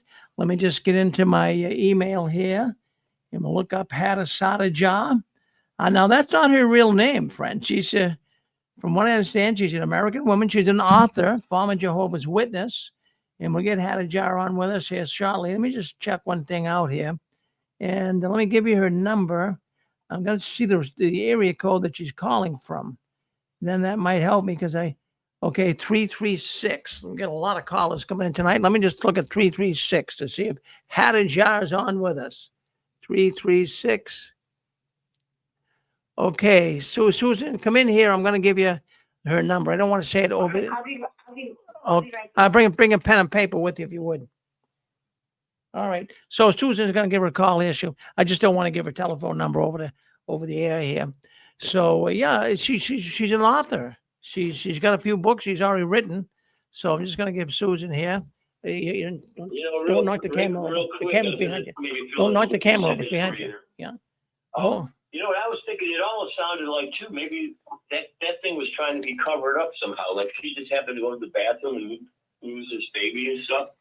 Like, wouldn't they try to maybe protect the circuit overseer's reputation? And anything could go on there. It goes beyond just the act itself. And even when the congregation tries to cover it up, you know what I'm saying? Yeah. Well, they could be. There's still some information here that we need because it sounds fishy, it sounds weird. Not fishy, it sounds true, but there's more information needed. Yeah. Yeah. Well, we're going to give her a call. We're going to talk to Hadija. But thank you for bringing that up, brother. Hadija, if you're on there with us. Yeah, I know. Okay. I'm saying Hadija, but I'm just cutting it short. But the correct pronunciation here is Hadasha. Hadasha Asani. You on there with us? All right, we're going to give her a call anyways. But anyways, folks, I want to thank you all for coming in here. Now, she wrote a few books. I'm going to give you the title of a couple of the books here that she's written. See what you think. They got my attention, and I'll give you the title of the books here. And it's kind of disappointing. She really wanted to come on. I'm surprised that she's not on. She's from North Carolina, from what I understand. But let's see if I can't get where we were. The books that she wrote. So here's the books. The books really quite provocative sounding. Well, I think Susan's got her on the line now, so we'll try to get her in here. So, anyways, the back room is the new one she's writing, and will the real Satan please stand up? So that sounds pretty good too. I want to hear what she has to say. So let's just give her a few minutes. She wasn't going to come on video. She's just going to come on the telephone line. So my wife Susan is getting a hold of her right now. So stay with us. You're on the 6 Screens Tele Network, and boy, we had a lot of callers calling in tonight. I want to thank you all for coming into the 6 Screens and want to spend some time with us. It's really good that we see our audience growing. We get more and more people. All right, slow down. She's on there now? All right, good. Okay, good. Okay, good. Susan, my wife, got her on here, so she's going to come on. Yeah, I've been talking with her the last couple of days here, and she's looking so excited. She's a former witness, and she's got a story to tell you about her being in the back room. So by all means, you want to hear that as well. And we'll ask her for the correct pronunciation. See if I'm hitting it right. When I talked to her the other day, I think I did have it right, but it is a little difficult. All right, let me see what's happening here with Hadija. Okay. Okay. Are you on there with us? Hadija? Yes, I'm on. Hello, Rick. Oh, there you are. Okay. So I had to have my engineer here, my chief engineer, give you a call. So you're ready to go. So now listen, would you do me a favor? Would you just pronounce your name and tell the audience? Let me get a shot at it and see if I come close. Okay. Okay. Hada Sadija Akusani. Yes, and I generally just go by Hadassah.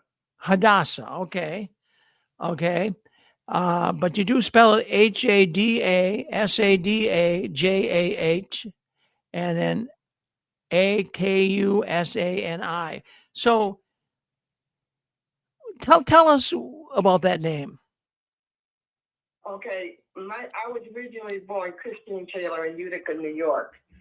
And I started, I used to go from church to church, and I was very disappointed in what I was learning.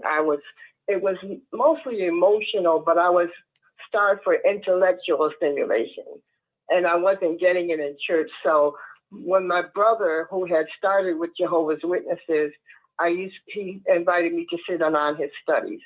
And that's how I got started on that. But when I started on a search for spiritual truth, that's when I changed my name legally to Hadassah Chaka Akusani, which means searching for spiritual truth and understanding.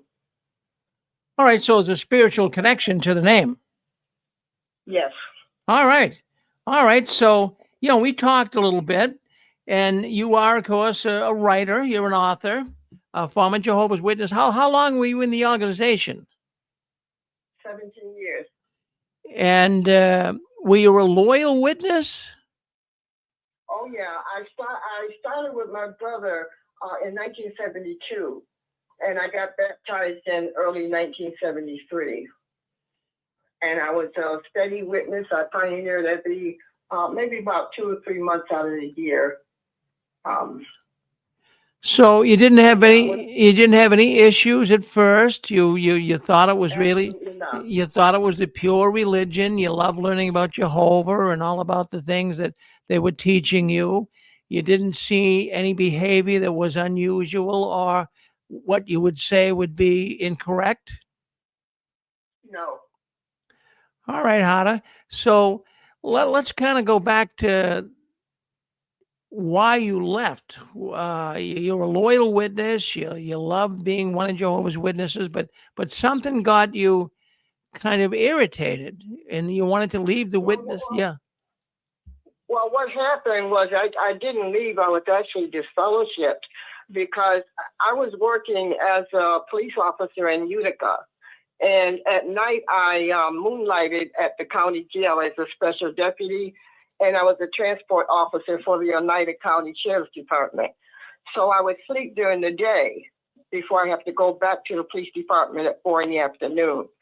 And so when the elders were out in the neighborhood doing their door-to-door work, I had a friend that came to my house, because also what I did was I was a community activist at the same time.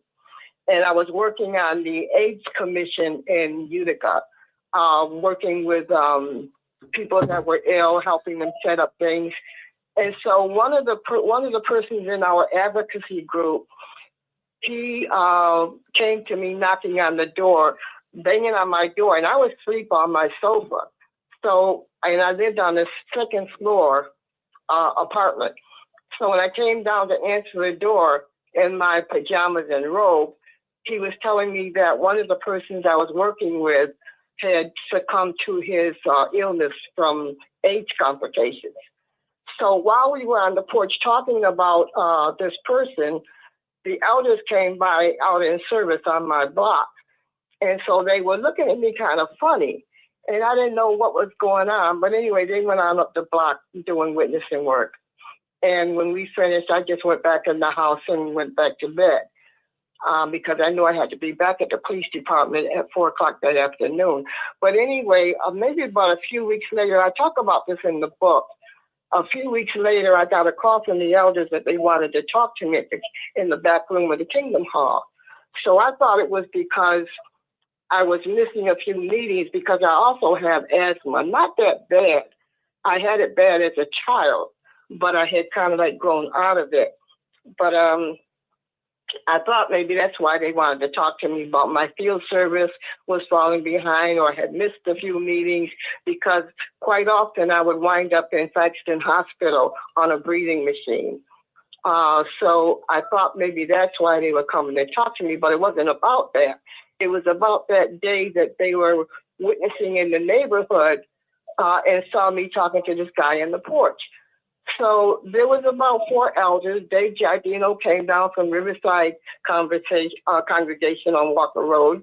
And we had David Giardino, David Davenport, or Otis, I can't think of his name.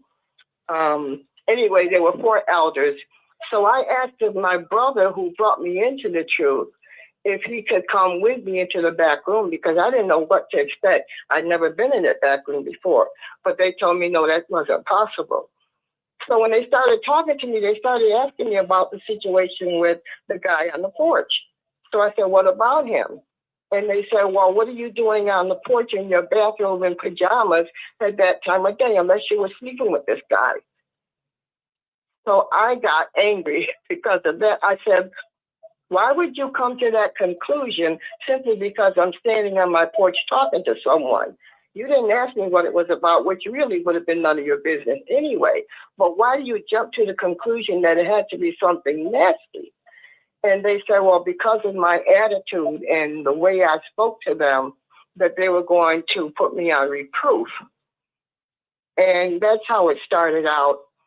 And it went on from there. And then a few weeks later, I guess they announced that I was disfellowshipped, and, oh, you can come to the hall on Sundays, you can comment at the Watchtower, but I have to let the congregation know that you will be disfellowshipped. And that's how I left the organization. But I go into more detail in the book about it. And the title of the book is, Will the Real Satan Please Stand Up? Well, and then the second, that book came out in 2023. Well, you stay right on stay right on that book for a second. That's a really provocative title. Now, does that, will the real Satan please stand up? I mean, you're referring to the Watchtower here, Adasa? No. The real Satan is Jehovah himself. And I know that will turn some people off, but you will understand it when you actually read the book. Because I say, who did more killing in the Bible than Jehovah? Jehovah did more killing in the Bible than the so-called Satan or devil ever could. And I know, especially, and there's a lot of ex-witnesses too that still believe Jehovah to be the one true God. And so I know that will upset a lot of people, but you have to read the book to understand why I come to that conclusion. And then and like I said, that's the name of the book. Will the real Satan please stand up? Well, now I haven't. Now slow down. So, but I've heard that. I've heard that from other witnesses before. I mean, ex-witnesses. I have heard what you. Do you think there's a lot of people that prescribe to that way of thinking, that Jehovah is actually Satan? I think more and more people are coming to that conclusion, especially I think because of what's going on in the organization, because I hear a lot of people on YouTube videos say, well, it's not Jehovah's fault, it's the congregation, it's the governing body, it's the elders, it's these, it's that. But then when you say, well, why isn't Jehovah doing anything about it? There's a scripture in the Bible where he says, he that is touching you is touching my eyeball, meaning that he really cares about his people. But yet there's so much molestation cases, CSA cases, and nothing is being done about it. There's so much abuse. There's so much breaking up of families.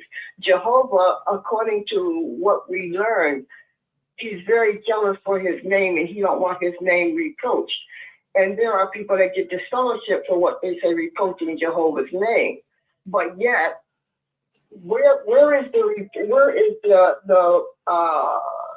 what do you call it, punishment or whatever you want to call it, for when the CSA cases are done and nothing is being done about it? We shield our children from the outside, but what about those who are being harmed from within? And nothing is being done about it. Families are being destroyed.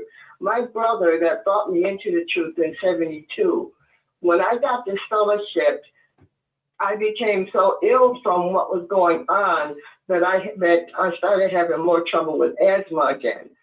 And finally, the doctor told me I would have to move to a hot, dry climate because everything was being done and I was about to suffer a collapsed lung. So I had to leave my home in Utica and drive 2,700 miles to the desert of Arizona. Now, my brother, he agreed to help me drive the 3.5-day drive to Arizona, and then he took the flight back to Utica. But the thing about it is, that's when the last time he was willing to speak to me because of the disfellowship thing. Now, so it's been 38 years since he's spoken to me. This is not the trait of a true God, a loving God, or a loving organization. My father had 10 children, 5 girls and 5 boys. We were the closest in the family, which is why I ended up following him into the organization. But then that same organization severed that tie because I was being shunned. Well, let me ask you a question. Rick had to go for a moment. He'll be right back. I'm so glad we got in touch with you. What my question would be, do you really feel that Jehovah's Witnesses were the one true religion when you were getting out of it? I mean, do you still believe that? No, not at the point that I was reading, no. And there were times when I was beginning to see certain things. I would ask certain questions, and I was told that those are questions I should not ask. I don't really want to go into detail about the questions I asked, but anyway, the elders didn't like the fact that I was asking certain questions. They said, you go by what's in the Watchtower and awake, and that's what you go by. Jehovah feeds his people through the organization, and you have to trust the organization. And it kind of bothers me when I'm told that I can't question things, that I just have to believe what I'm told. I don't go with that. So that started me to thinking some things that maybe this is not the true organization. But at that time, I still felt strongly about Jehovah, but I was beginning to have questions about the organization. But the more things happened and the more things unfolded, like for instance, when I had to leave Utica and travel to Arizona, I didn't know anybody in Arizona. Once my brother took the flight back to Utica, I didn't know anybody in Phoenix, Arizona. But I knew I had to be there in order to heal my respiratory tract. So, and I know it was kind of deceptive on my part, like I say in the book, but I didn't tell when I found the Kingdom Hall because I was lonely out there. I didn't tell them that I had been disfellowshipped in Utica. And I don't know how they found out. The elders in Arizona found out about my disfellowshipping, but they, I know it's a long story, but you have to read it in the book. They started treating me very differently. They told me I didn't belong there. And the next thing I do, to make a long story short, I wound up losing my home, my apartment. I lost my job because I was doing law enforcement also in Arizona. And when I lost my job, I lost my home. I started living on the streets. I was living on the streets of Phoenix for about 4 weeks to a month.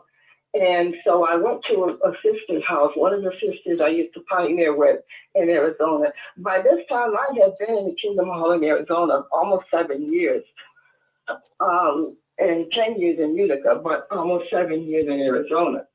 And by this time, I went to one of the sisters' hall that I had pioneered with, And I asked her if I could just stay with her for the night until in the morning, and if she could take me to social services so that I could maybe get enough money to catch a flight or a bus back to Utica, to my mother's house. My mother lived on Lenox Ave in Utica.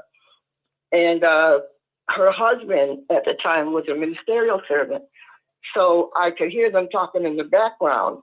And she said I would have to call the elders and ask for that permission. So the elders told, when she called the elders, they told her that I was an apostate now. I was disfellowship and that she would be displeasing Jehovah if she took me in. So But you know, you weren't displeasing Jehovah, you'd be displeasing the congregation, or the governing body made them think that you would be displeasing God himself. But I guess I was upset because they were contaminating the kingdom hall, which is wrong. Yeah, because that's one thing that Dave Giardino said to me in Utica. He said, you're contaminating the sisters. Now, why he said that, I said, Dave, what do you mean when you say I'm contaminating the sisters? He said, because you're talking about things that we don't have in the watchtowers, or you're asking questions and things. I said, what is wrong with asking questions? And so it wasn't that I was angry with Jehovah. I was angry with the fact that this is supposed to be the truth. This is his organization. So why is he allowing this when I've been a faithful witness for 17 years at that point? Even the fact that at the time that I first started studying, I was engaged to be married. I was 22 years old. I was engaged to be married, but the guy I was going to marry, he was a good guy, but he didn't want anything to do with the organization.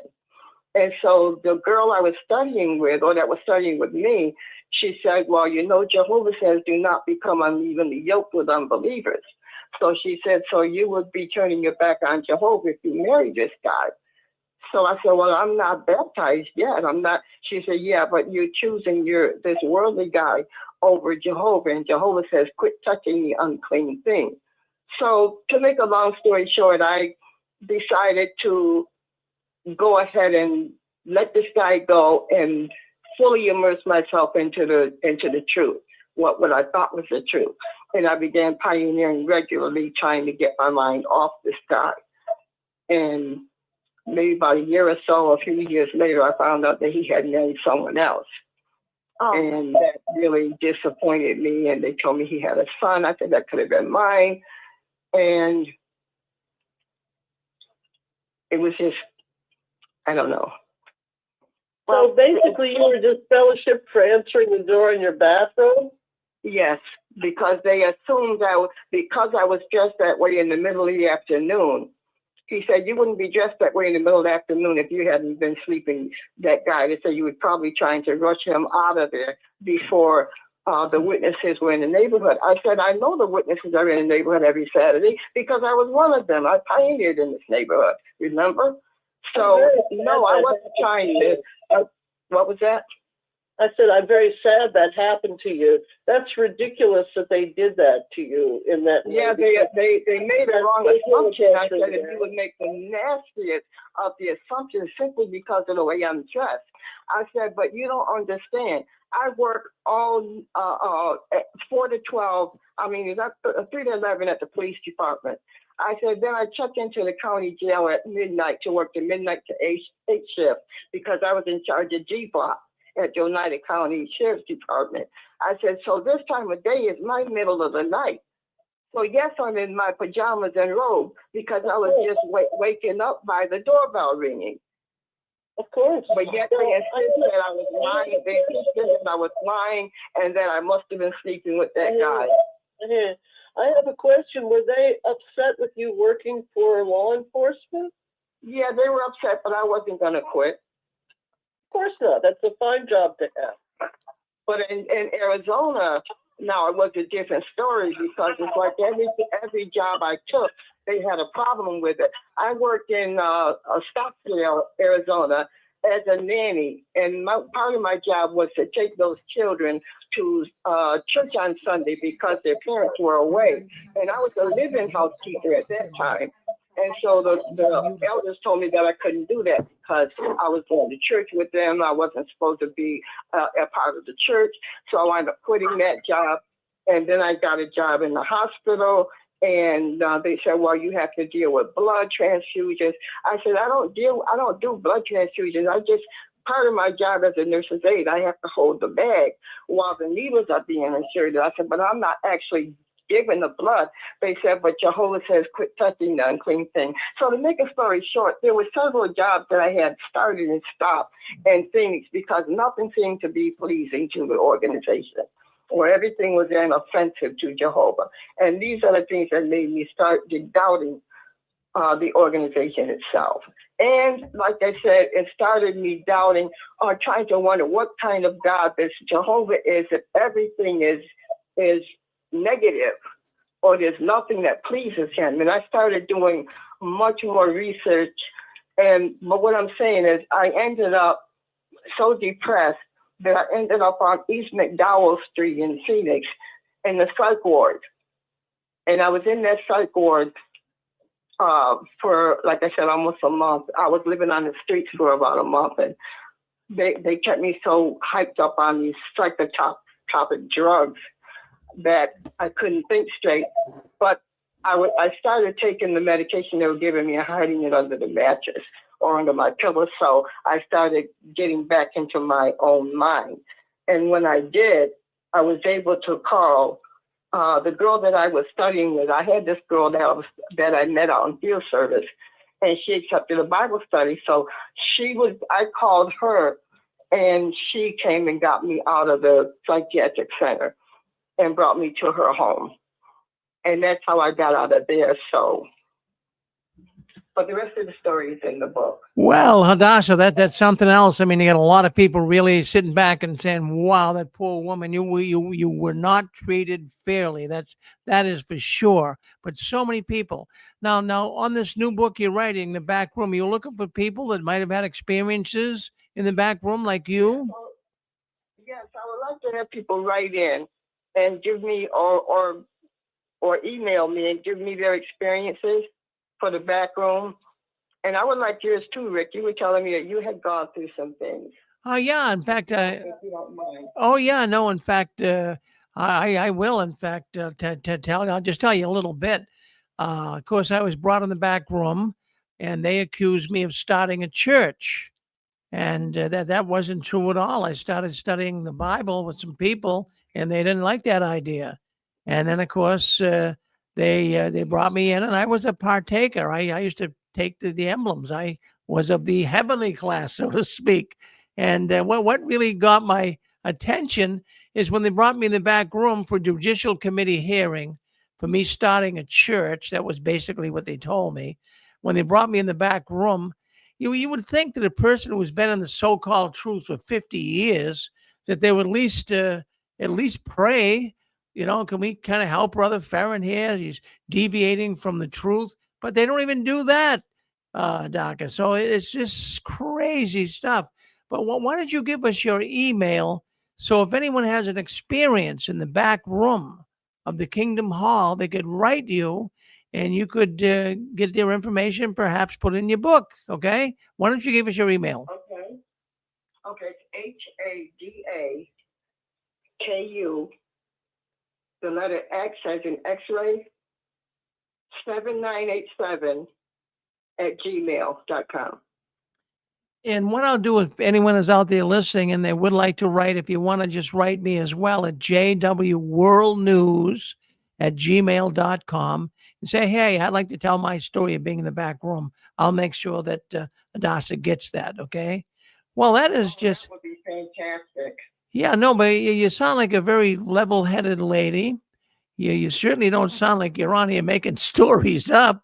I mean, if you were in. No, because sometimes when you can tell your experience, in fact, what happened was I had to end up going to, when I got out of the psychiatric center, I was so messed up. And by the time I got back to Utica, my sister, I got to my mother's house, but I started having nightmares of the times I lived on the street in Phoenix because I didn't know if I was going to be raped or molested or killed or what, because where I was sleeping at was in an alleyway between two downtown buildings. and I had lost my vehicle that I drove to Phoenix in because it was repossessed. How they found out where I was at, I don't know, but they have ways. But I was living out of my car when I lost my apartment. And so when the car was repossessed, I had nowhere to live. So I was living in an alleyway between a 7-Eleven and another store. And the only way I was able to eat was when they would bring outdated foodstuffs out of this to put in the garbage. That's what I started using for my meals. But when I got to my mother's house, I was having nightmares, and I was still so messed up from that time that I ended up back in the psychiatric center on York Street in Utica, in West Utica. And so it's really been a wild ride. I said all this because I thought I was serving a God that I loved and that loved me, but I had promised the superior God, I said, whatever God is there. When I was in the psychiatric center, I said, whatever God is there, please let me get back to my right mind. And I promise I will not rest until I do study and research and understand why all of this had to happen. And that's what I did. Well, Darcy, you are quite the woman. I'll tell you that right now. You have been through a lot. And that's why I don't have, and I say it all the time, I don't have a soft spot from the top of my head to the bottom of my feet for what the witnesses have done to so many people. They really made life difficult for you. I mean, to the point of psychiatric help, living on the street. And I wonder how many more Jehovah's Witnesses that are left or in disfellowshipped are homeless today because of this stupid organization. You know, when you think about it. You know what? The girl that I used to study the Bible with, like I said, she was the only one that didn't turn her back on me. So the elders are asking her if she was still considering getting baptized. She was telling me this when I was staying with her. She said they asked her if she was still going to get baptized. She said she didn't know what had happened to me, because she said when I went to back to the Kingdom Hall on a Thursday night for the theocratic school, she said I asked the sister, has anybody heard from Hadassah? And the sister said, well, yeah, she came to my house to see if she could stay for the night. But the elders told me not to let her because that would be displeasing to Jehovah. So they said, she's still going to get baptized. She said, she said, this girl came here all the way from Utica, New York to heal her damaged respiratory tract. And you put her out in the street and you think I want to get baptized? So she said she walked out of the Kingdom Hall that Thursday night. And she said that was the last time she had seen or talked to any of the witnesses. Oh, that's a good story. And, you know, I often think of that. How many people were getting ready to be one of Jehovah's Witnesses and heard about some of the craziest stuff they do to people? I mean, it's going to be millions of people that said, I'm not going to touch those people with a 10-foot pole. Oh, this is, yeah. Hi, Rick. Hi, Fran. Hi, and hi, Hadassah. Joe and I, we have been speaking to Hadassah quite a bit. We have her book. We're reading it. She's a very intelligent person. And Utica is where we are. Joe's from Utica. It's like 10 miles from where we live. We know the Kingdom Halls that she was at. We know the elders that she spoke about. And that is just a terrible, terrible story and situation, what she went through. But she's a strong person. She's gone through a lot, but it made her stronger. And I think the next book that she comes out with, The Back Room, is going to be really, really good. And we really encourage anybody that has any stories about the back room and what the elders did to them to please send it to her. She wants to put it in her book. Well, that is. Thank you so much, Fran. I appreciate you're that. welcome, Hadassah. Well, we all found a friend here in Hadassah. I mean it. All of a sudden, everybody is really reaching out to you, and you really come across as a very, in fact, as Fran said, a very intelligent woman, and you have a real story. Yeah, what I did was in order to try to understand religion, and even in 2014, at the age of 64, I went back to college to the University of Metaphysical Sciences. And in 2018, I graduated with a bachelor's degree, and I did a thorough study of religions while I was in the university. And so I learned a lot about religions and even about, believe it or not, Jehovah's Witnesses. And that's one of the things, too, that helped me understand what I was writing. Oh, so in fact, your story is really heartbreaking. It really is a heartbreaking story. And even this idea of you had a nice man too that you really thought you could really get to know, and perhaps even he could have been your husband. But the witnesses had to. Because he loved me too, but he said he was not at all interested in Jehovah's Witnesses in the organization. And of course, me thinking I'm being loyal to Jehovah and the organization, I let him go. And they said, well, if you love Jehovah, then you have to choose Jehovah over a worldly guy. It's really interesting to bring that story up, because I bet there's a lot of people listening to this program tonight that, they could have had a really nice mate, and they weren't a witness. And of course they were discouraged from marrying that person or even dating or getting to know that person. A lot of people listening into this call tonight that gave up a really good person because of this crazy organization and the ways they do business. They're so hurtful. And one of the things that hurt me the most, because I always wanted children. But since I never got to marry that guy, shortly after, I had to undergo a radical hysterectomy, which means I was never then able to have children. So I said, here I am now. I just turned 75, and I'm older now. I have no children because I trusted in that organization. Well, you have a real bone to pick, Hadassah, I'll tell you that. Really. I mean, I've brought people on the last 20 years, but I got to put you right there, right at the top of extreme abuse in the Watchtower. You have suffered it. Now, can we open up the lines and have some people talk to you a little bit? Yes. So anyways, we got Hadassah on with us. You heard her story, folks. Go ahead. Say hello to Hadassah. This is Stefan, and I just want to say I'm very sorry to hear about the life that you've had. And of course, as I know, that many of us witnesses, unfortunately, have gone through comparable things.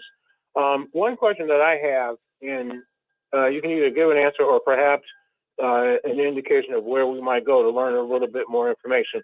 And that had to do with your statement about Satan and Jehovah or Yahweh essentially either being the same person or not. Can you either tell us a little bit more or tell us where we might go for more information? Thank you. Well, the answer I explain it thoroughly in the book, The Real Satan. Will the real Satan please stand up? It's all explained in the book. The research, the bibliography, everything is in there. Okay. Is that available on Amazon? Yes, it's available. Both are available on Amazon. Okay, great. Thank you so much. You're welcome. Well, I have to give you credit for writing books too, Hadassah. That takes a lot of time and effort and concentration. That's amazing that you're able to do that as well. Congratulations on that. So who would like to say hello to Hadassah? Man, you heard her story. She's got a story to tell. You want to talk about being beat up by an organization? These guys, I'll tell you what, they almost got me feeling like I want to go out and punch those elders in the nose that did this to her.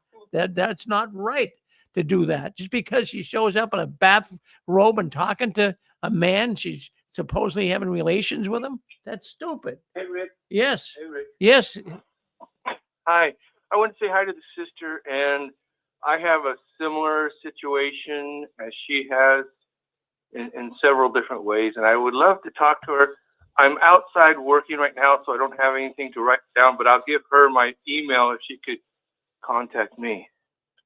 Yeah, in fact, what I'll do, Larry, is I'll give Hadassah your email. I've got it. Okay, kind loving. That's the one. Yeah, I'll give her that. Yeah, kindloving 2001@yahoo.com. Yeah, because you got a story to tell about the back room too. You got some pretty difficult stories to tell too. All right, I'll put you in touch with her, Larry. Yes. All right. Thanks, Rick. Yeah. Thank you. So what do you think? Do you have a story for the back room? Boy, I'll tell you what, Hadassah does. I'm surprised I'm surprised she isn't bouncing around in a rubber room somewhere with the way she was treated. Boy, so, I tell you, some of the questions they asked me, here you're sitting at one woman in a room with four guys, and they each asking you sexual questions. What did it penetrate? There was not even any sex involved. I was talking to somebody on my porch in my bathroom that came to let me know that a guy that I was working with in the AIDS Foundation had just died. And my family owned the own black funeral home in Utica, which was Gibson's Funeral Service. My mother's Bertha Gibson and her brother, they owned that black funeral home. So we did a lot of work with the community. My younger brother, he took over as undertaker when my uncle passed away. And so he took over the funeral home. But the questions they asked me is like, so when this guy passed away, I wanted to help with the arrangements since we owned the funeral home. But the questions they asked me was just really, I mean, dirty. Well, no, I mean, that's why I said backroom experiences is good, because when you tell these experiences, because I had to go to Catholic Charities Counseling Center on Genesee Street and talk about my experiences. It's my counselor, Lois Wells, that encouraged me. She said, what you need to do is write out your story to start the healing process, because she said, otherwise you may end up back in the psychiatric center. And that's when I began to write, really. Oh, Adasa, in fact, you know, I can't possibly believe how a man would be able to even suggest that to a woman. You know, what type of sex did you have? You had a bathrobe on, something must have been going on. I can't believe that a man would even, how would they have the guts to even speak up that this is totally a satanic organization? That's why I told them they had dirty minds. And because I said they had dirty minds, that's why they said my attitude was bad. And I was conduct unbecoming a Christian. Why? Because I said you got dirty minds? Well, they did they use the word brazen? Because I mean that's a term too. They'll disfellowship one because they have a brazen conduct. Well, that wasn't a brazen conduct. Geez, if I was even a man, if I was questioned what type of sex it was, none of their business, and I didn't have it to begin with. And for them to even disfellowship me on that, that's totally wrong. Totally wrong. Jeez. Simply because of the way I was dressed on the porch. I had just wakened up. The doorbell woke me up. I was sleeping because I had worked all night at the county jail. I'll tell you, no, that's, you know, I've heard some pretty crazy things that have happened to the witnesses, but for them to, you know, they didn't even cut you any slack. They did not even cut you any slack. And I don't know what it is in the witness world, but just as they see a man and a woman together, you know, they don't even want a man and a woman in the same car together. They think they're going to be having some type of relations with each other. That's not the real world. That's not the real world. That's their world. They're a perverted organization. They're sick, totally sick. Who wants to say hello to Adasa? Talking about because of the time of day. Well, it's this time in the afternoon. Why are you in your bathrobe and pajamas? I said, because I was sleeping, that's why. I can't even believe that story. That's too much, Adasa. Yes. Hello? Yes. Hi, this is Stephen again. I'll just tell a quick story to the sister because it's not my story, so I'm not going to email it. But I had a really close friend that I've known since I was probably about 5 years old. So that's been many moons ago. But in any event, he had married a woman, brought her into, you know, the witnesses, and they were happily married for just a few years. And then the marriage essentially collapsed, and she began having an affair with someone at the job. And he ultimately moved to a different state just to kind of get a clean start. Well, when he was there, he befriended these two sisters that lived in his apartment complex, and they were much younger. They were, much younger, you know, than he. But they were these two pioneer sisters. They had very little money. They were not, you know, dressed for the weather, and this was in Minnesota. Winters get really cold there, so he would just kind of help them out as much as he could. Well, the elders there tried to turn that into, well, you guys must all be having some sort of sexual, I've forgotten what the word is, on multiple people I've said, and they were getting ready to and so they tried to disfellowship him, A, because they said, well, you're married and you keep putting yourself in the company of these single sisters. So they were getting ready to disfellowship him. So the night they were going to disfellowship him, he brought in his divorce decree because he had already gotten divorced scripturally and lawfully. And so they felt embarrassed by that. Then they tried to coerce and force the two sisters to say that, yes, there was some sort of sexual thing going on. And they kept saying, no, there is nothing sexual going on. He is like a big brother to us. And in a lot of ways, he's really helped us because he has given us food. He bought us boots and coats and things that we needed to allow us to continue to pioneer. We would have stopped pioneering had it not been for him. So they had so much animosity because this brother basically just made them look bad, even though he wasn't doing it deliberately and nobody else knew about it. So in any event, they just came up with some kind of a charge and disfellowshipped him. And he was disfellowshipped for 18 years. 1-8. 18 years. That's the way they were with me in the back room. They seemed like they were so angry. Yes. And they were coming at me one at a time, one after the other, asking stupid questions, dirty questions. Yes. And so during that 18-year period, he went to all of his meetings. He was always clean cut. There was no excuse for why they couldn't reinstate him. And by the way, they never even told him why they disfellowshipped him. Never even told him. Even the circuit overseers got involved. They tried to help. And he put in reinstatement letter after reinstatement letter. He had a stack about an inch thick of all the reinstatement letters and the letters that he sent to Bethel, demanding that something be done about the fact that he was wrongfully disfellowshipped and he's being prevented from getting back. This went on, as I said, for 18 years. And so finally, he moved back to his home state, and he was just picked the closest Kingdom Hall, and he started going. And it just so happened that this hall, the elder body, were basically they're all family. They were either brothers or they were brothers-in-law, which I've not seen that many halls like that. And the sisters were going up to the sisters of the elders saying, hey, what's going on with this guy? You know, he's single, he comes to the meetings, and he's clean cut, and, you know, why can't he get reinstated? Maybe he might want to marry somebody. And so they started hounding the elders. Long story short, the elders were able to get him reinstated. But he could only be reinstated on one condition. And that condition was that he never tell any other witness how he was wrongfully disfellowshipped and kept out of the organization for 18 years, that he never did anything wrong. And that was the only condition. Not, have you been involved with any kind of activities for 18 years? Have you smoked? Have you done drugs? Have you had, no, none of that. Just don't tell anybody. Go along with the cover-up. If you go along with the cover-up, then we'll go ahead and get you reinstated after 18 years of being out. So that for me is the wildest story I've never heard. And like I said, I wouldn't bother emailing it because it's not my story. It's somebody else's story. And of course, for them to stay a witness, they couldn't reveal it. But yeah, that really happened. And I know that for a fact. Wow. Thank you for sharing that.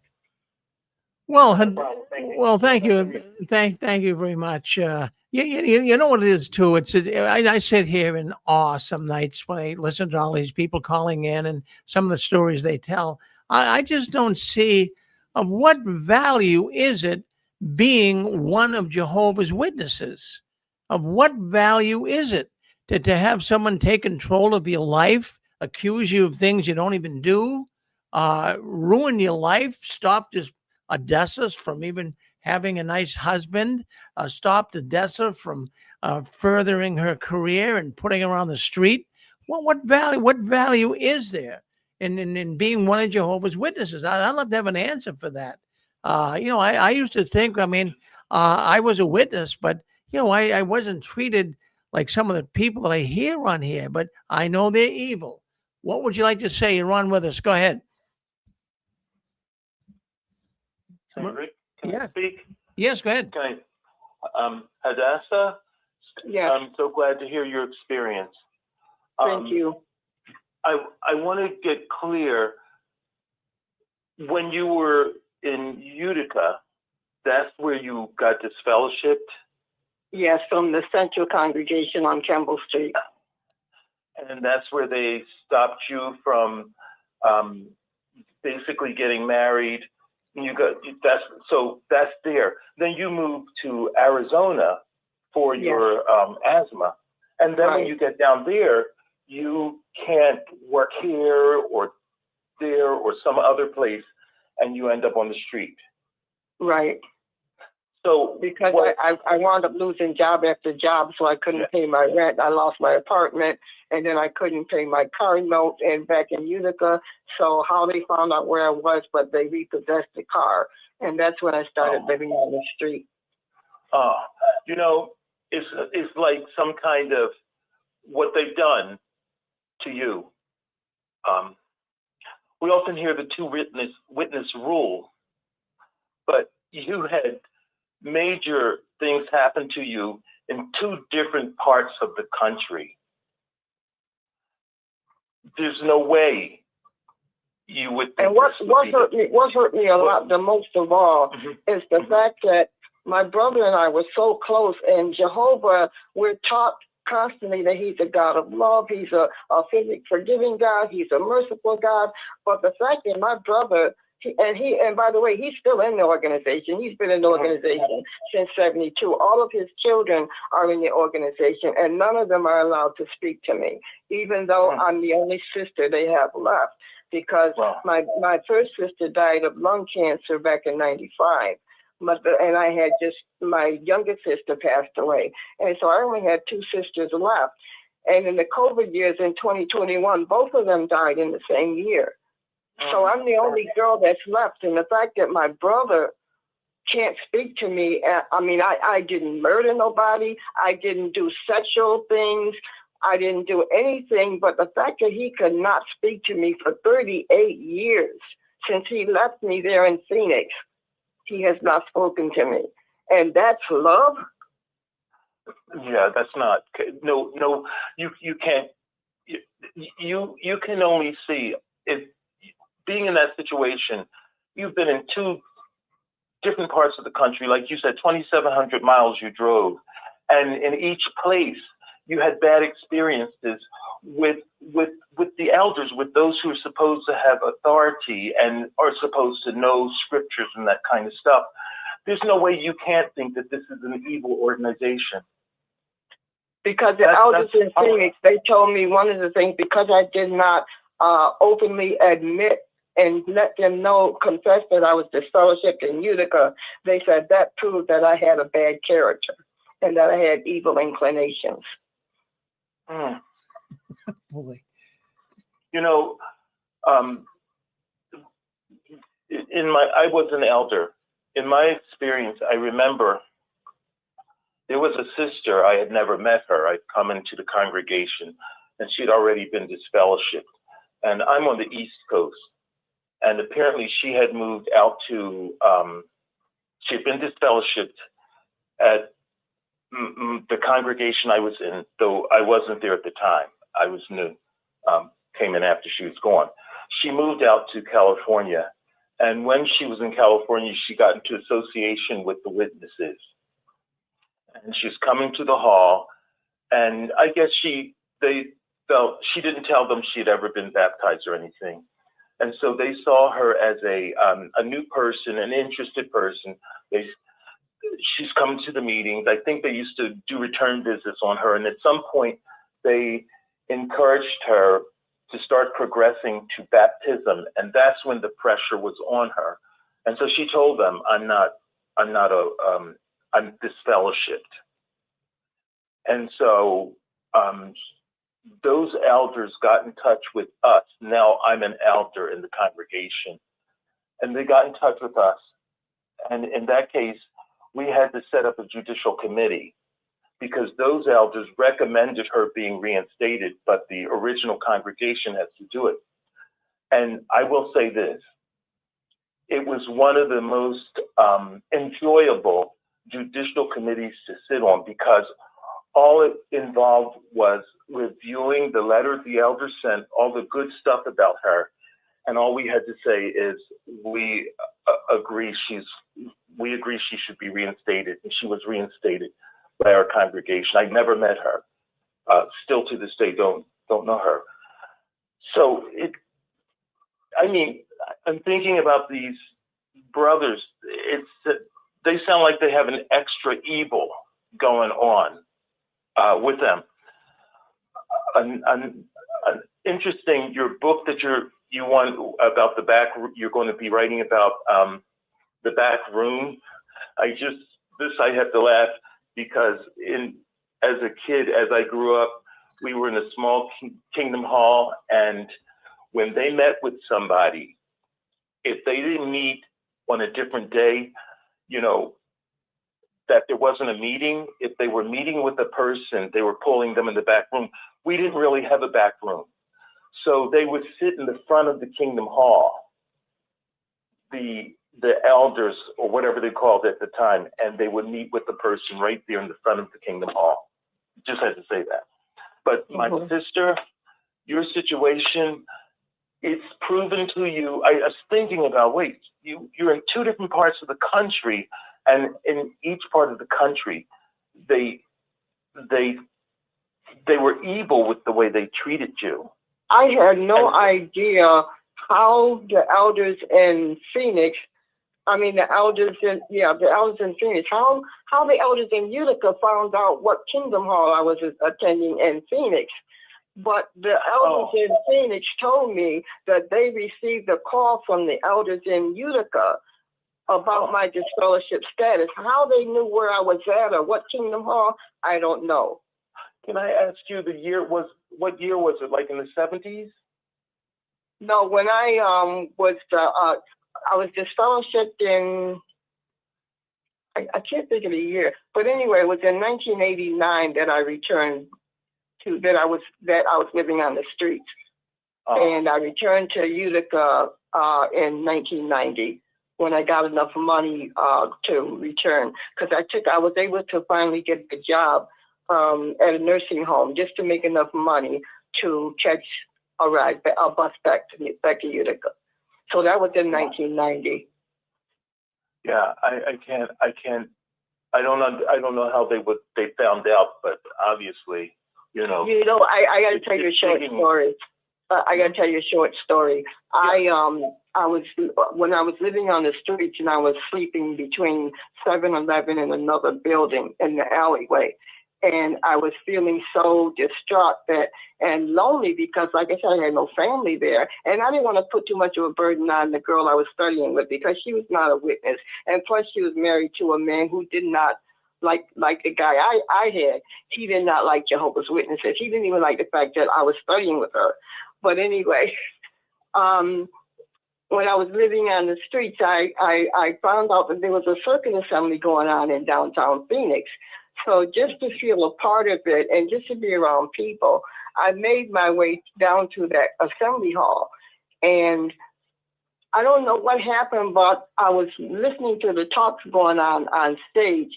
And then all of a sudden it's like this ruckus, and I see these guys rushing around, and I didn't know what was happening because they were still having talks on stage. And then I realized, like I said in the book, I noticed they were coming for me. So when they got to where I was, they grabbed the chair. I was sitting in the back on the floor section, not up in the bleachers. I was sitting in the back so that I could leave quickly and quietly. And they started making comments about my odor and how I was dressed, and I was not dressed right to be there. I said, after all, I am living on the streets. I don't have a change of clothing. I just came in here to get warm and to be around people. But they grabbed the chair I was sitting in, and it buckled, and I almost fell on the floor. But anyway, they ushered me back out of the auditorium, back out onto the street. So I went back to the alleyway where I was sleeping, and all my clothes were gone. Oh my God! I'm so sorry, sister. What happened was, like I said in the book, I found some pottery or something in the trash can in the back, and I tried to slit my wrist. And that's how I ended up in the psychiatric center, because they said, when I asked them how did I get there, East McDowell Street in the psychiatric ward, they said, well, when they went out of the 7-Eleven to put garbage out in the alleyway, that's when they found me, and I had passed out trying to slit my wrist. And so they called the police, and that's how I ended up in the psych ward. Oh, I'm so sorry. Well, I'll tell you, Hadassah. Everyone wants to get the book. So again, the name of the book out right now. You got two books, right? Yes, the first one is Will the Real Satan Please Stand Up? And what's the second one? It's the subliminal betrayal of religion through a climate of fear and its fear-inspiring God. All right, my goodness. Well, they're on Amazon. What's the author name on them? Hadassah Akusani. And it's available. Both are available at Amazon. How'd you spell the last name? Akus as in Sam, Ani. Thank you. You're welcome. Now, let me ask you something, Hadassah. Now, it's I like the name Hadassah Asasani. It's got a nice ring. Now, seriously, now you picked that name. You didn't want to go by your real name. I mean, you think all the trauma in the Watchtower gave you this feeling that you had to change your name to something different? No, I changed. Actually, Hadassah was the name of Esther in the Bible, and I changed my name to reflect starting on a path of searching for spiritual truth. It had nothing to do with the other, but just the fact that it symbolized my search for truth. Wow. Well, you certainly had a story to tell, Hadassah. You got me on the edge of the seat, and you're a woman that has been through a lot. But look at you now. Now you're starting to shine. You're an author. Yeah, people are they automatically warmed right up to you tonight, Hadassah. I can see it after doing the program for so many years. I can tell when we have a guest on, everyone loves you, Hadassah. You get a lot of friends out here, and if someone's trying, if someone. I appreciate that because it's been a lonely journey, and then I met Joe and Fran, and it just melted my heart. Because I've been alone in North Carolina. Like I said, I never married. I didn't have any children because of hysterectomy. So I've been pretty much alone. But I listen to you every Saturday, and I did dedicate my first book to JT and Lady C, because when I first started watching YouTube videos, theirs were the first I came across, and that helped me with my healing. And so that's what happened. But well, good for you. No, that's. be amongst it. Well, I'm so glad that boy, I'll tell you. Well, we're all one big community, and the people love you here at the Six Screens. And I don't want you to be a stranger now. And you speak up, and you come in and speak up, and let us know how you're doing. And we're all praying for you and rooting for you. And we hope that all good things work out for you, Hadassah. You're a brave woman, and thank you for wanting to come on the Six Screens tonight. So again, Hadassah, if you're trying to get a hold of Hadassah and you'd like to be in her new book, The Back Room, write me at jwworldnews@gmail.com, and I'll put you in touch with Hadassah.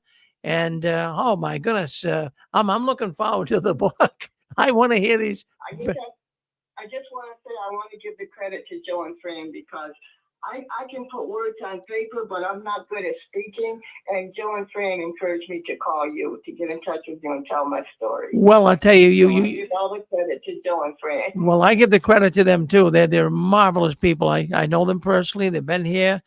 They've been at the convention we had in August, and they're wonderful people. They're doing so much to bring the ex-witness world together.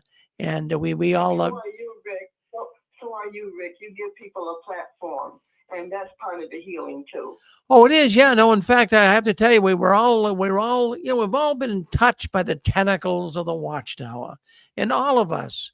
There's still some residual problems that many of us suffer because of that crazy organization.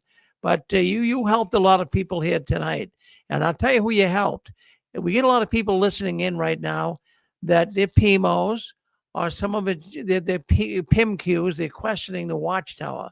And who you helped tonight is these people are on the edge, because all it takes now is to hear stories like yours, and they're going to say, that is enough. I've had enough of it. And when that's why people can come on, they speak up. I know at times people say, well, I don't know if I believe that. I believe everything everybody says. We give everybody a voice here on the Six Screens because We've heard so many things that continually repeat themselves. And the thing that I would say repeats itself, I don't know how many times tonight the word evil was used, but I'd say almost everyone called in evil, evil, evil. People writing in the chat here on YouTube and Facebook, evil, evil, evil. But someone wrote on the chat here tonight, and I never really thought about it. But I have to think now. I've been thinking a lot about it since I saw it on there. Those elders in your congregation up in Utica, New York, a person said they were possessed, and I believe it. See, to do that to you, and to ruin your life, they had to be possessed. And now I'm beginning to think that many elders are possessed. Satan loves to inhabit them, and that's where all this evil comes from, Adasa. And yes, even with the elders in Arizona and Phoenix, they knew that I had come there to heal my respiratory tract because I was suffering asthma so bad. And even though the heat, it was a dry climate, so it was helping my lungs to heal. But still, knowing that I was having respiratory problems, that's the reason I came, and still to put me out on the street, knowing that's what hurt. Oh, terrible. Rick, yeah. Rick and Hadass, I'm thinking back to one time, sister, she was a pioneer sister. She's in fact my mother's best friend. And they were talking, and she said that the circuit overseer, his wife said that when you're bringing people, when you're studying with somebody, and they're dating somebody, and they're really serious, or sometimes they might even be living together, and they're really serious about each other, that circuit overseer said, stop telling them that they have to separate. Let them get married. Because what ends up happening is they get separated, and then you have a single woman in the organization, and now she's got problems, problems where she would like to get married. And so there was even a circuit overseer who said, stop telling them to break up, let them get married. And, the other person might not be it's not a witness usually, but let them get married, and then the lady, she can become a witness, Yeah, in fact, I've often thought about that myself. So I'm sorry, Rick, go ahead. Yeah, I was going to say that thought that you just brought up there, Zach. I thought about that too. In other words, the witnesses have nothing really to lose. They don't, because they might bring the unbelieving person into the organization. So I never could see the reasoning on that. Yep. Yeah. All right. All right. Well, thank you, Zach, and thank you all. And Adasa, now you stay in touch with us, and thank you very much for coming on our program tonight. You touched a lot of people. They all love you, Adasa. Keep moving in the right direction, and may things get. Thank you so much for having me on. Well, thank you. All righty. Well, anyways, folks, that kind of ends the 6 screens for tonight. But there'll be no 6 screens Sunday tomorrow. We'll be back in 2 weeks with Sunday edition of 6 screens. But I want you guys to keep standing tall. Don't you ever give in or up or out, just like Odessa. She never gave up, in or out. She's doing the best she can to move forward. And don't ever let your visions die either. And the last one, leaving the Watchtower, please turn off the new light. I'll leave the telephone lines on if people still want to keep talking. So you'll be off the air, but you can still talk on the telephone lines. Thank you very much for being with us tonight. We really appreciate it. Good night now.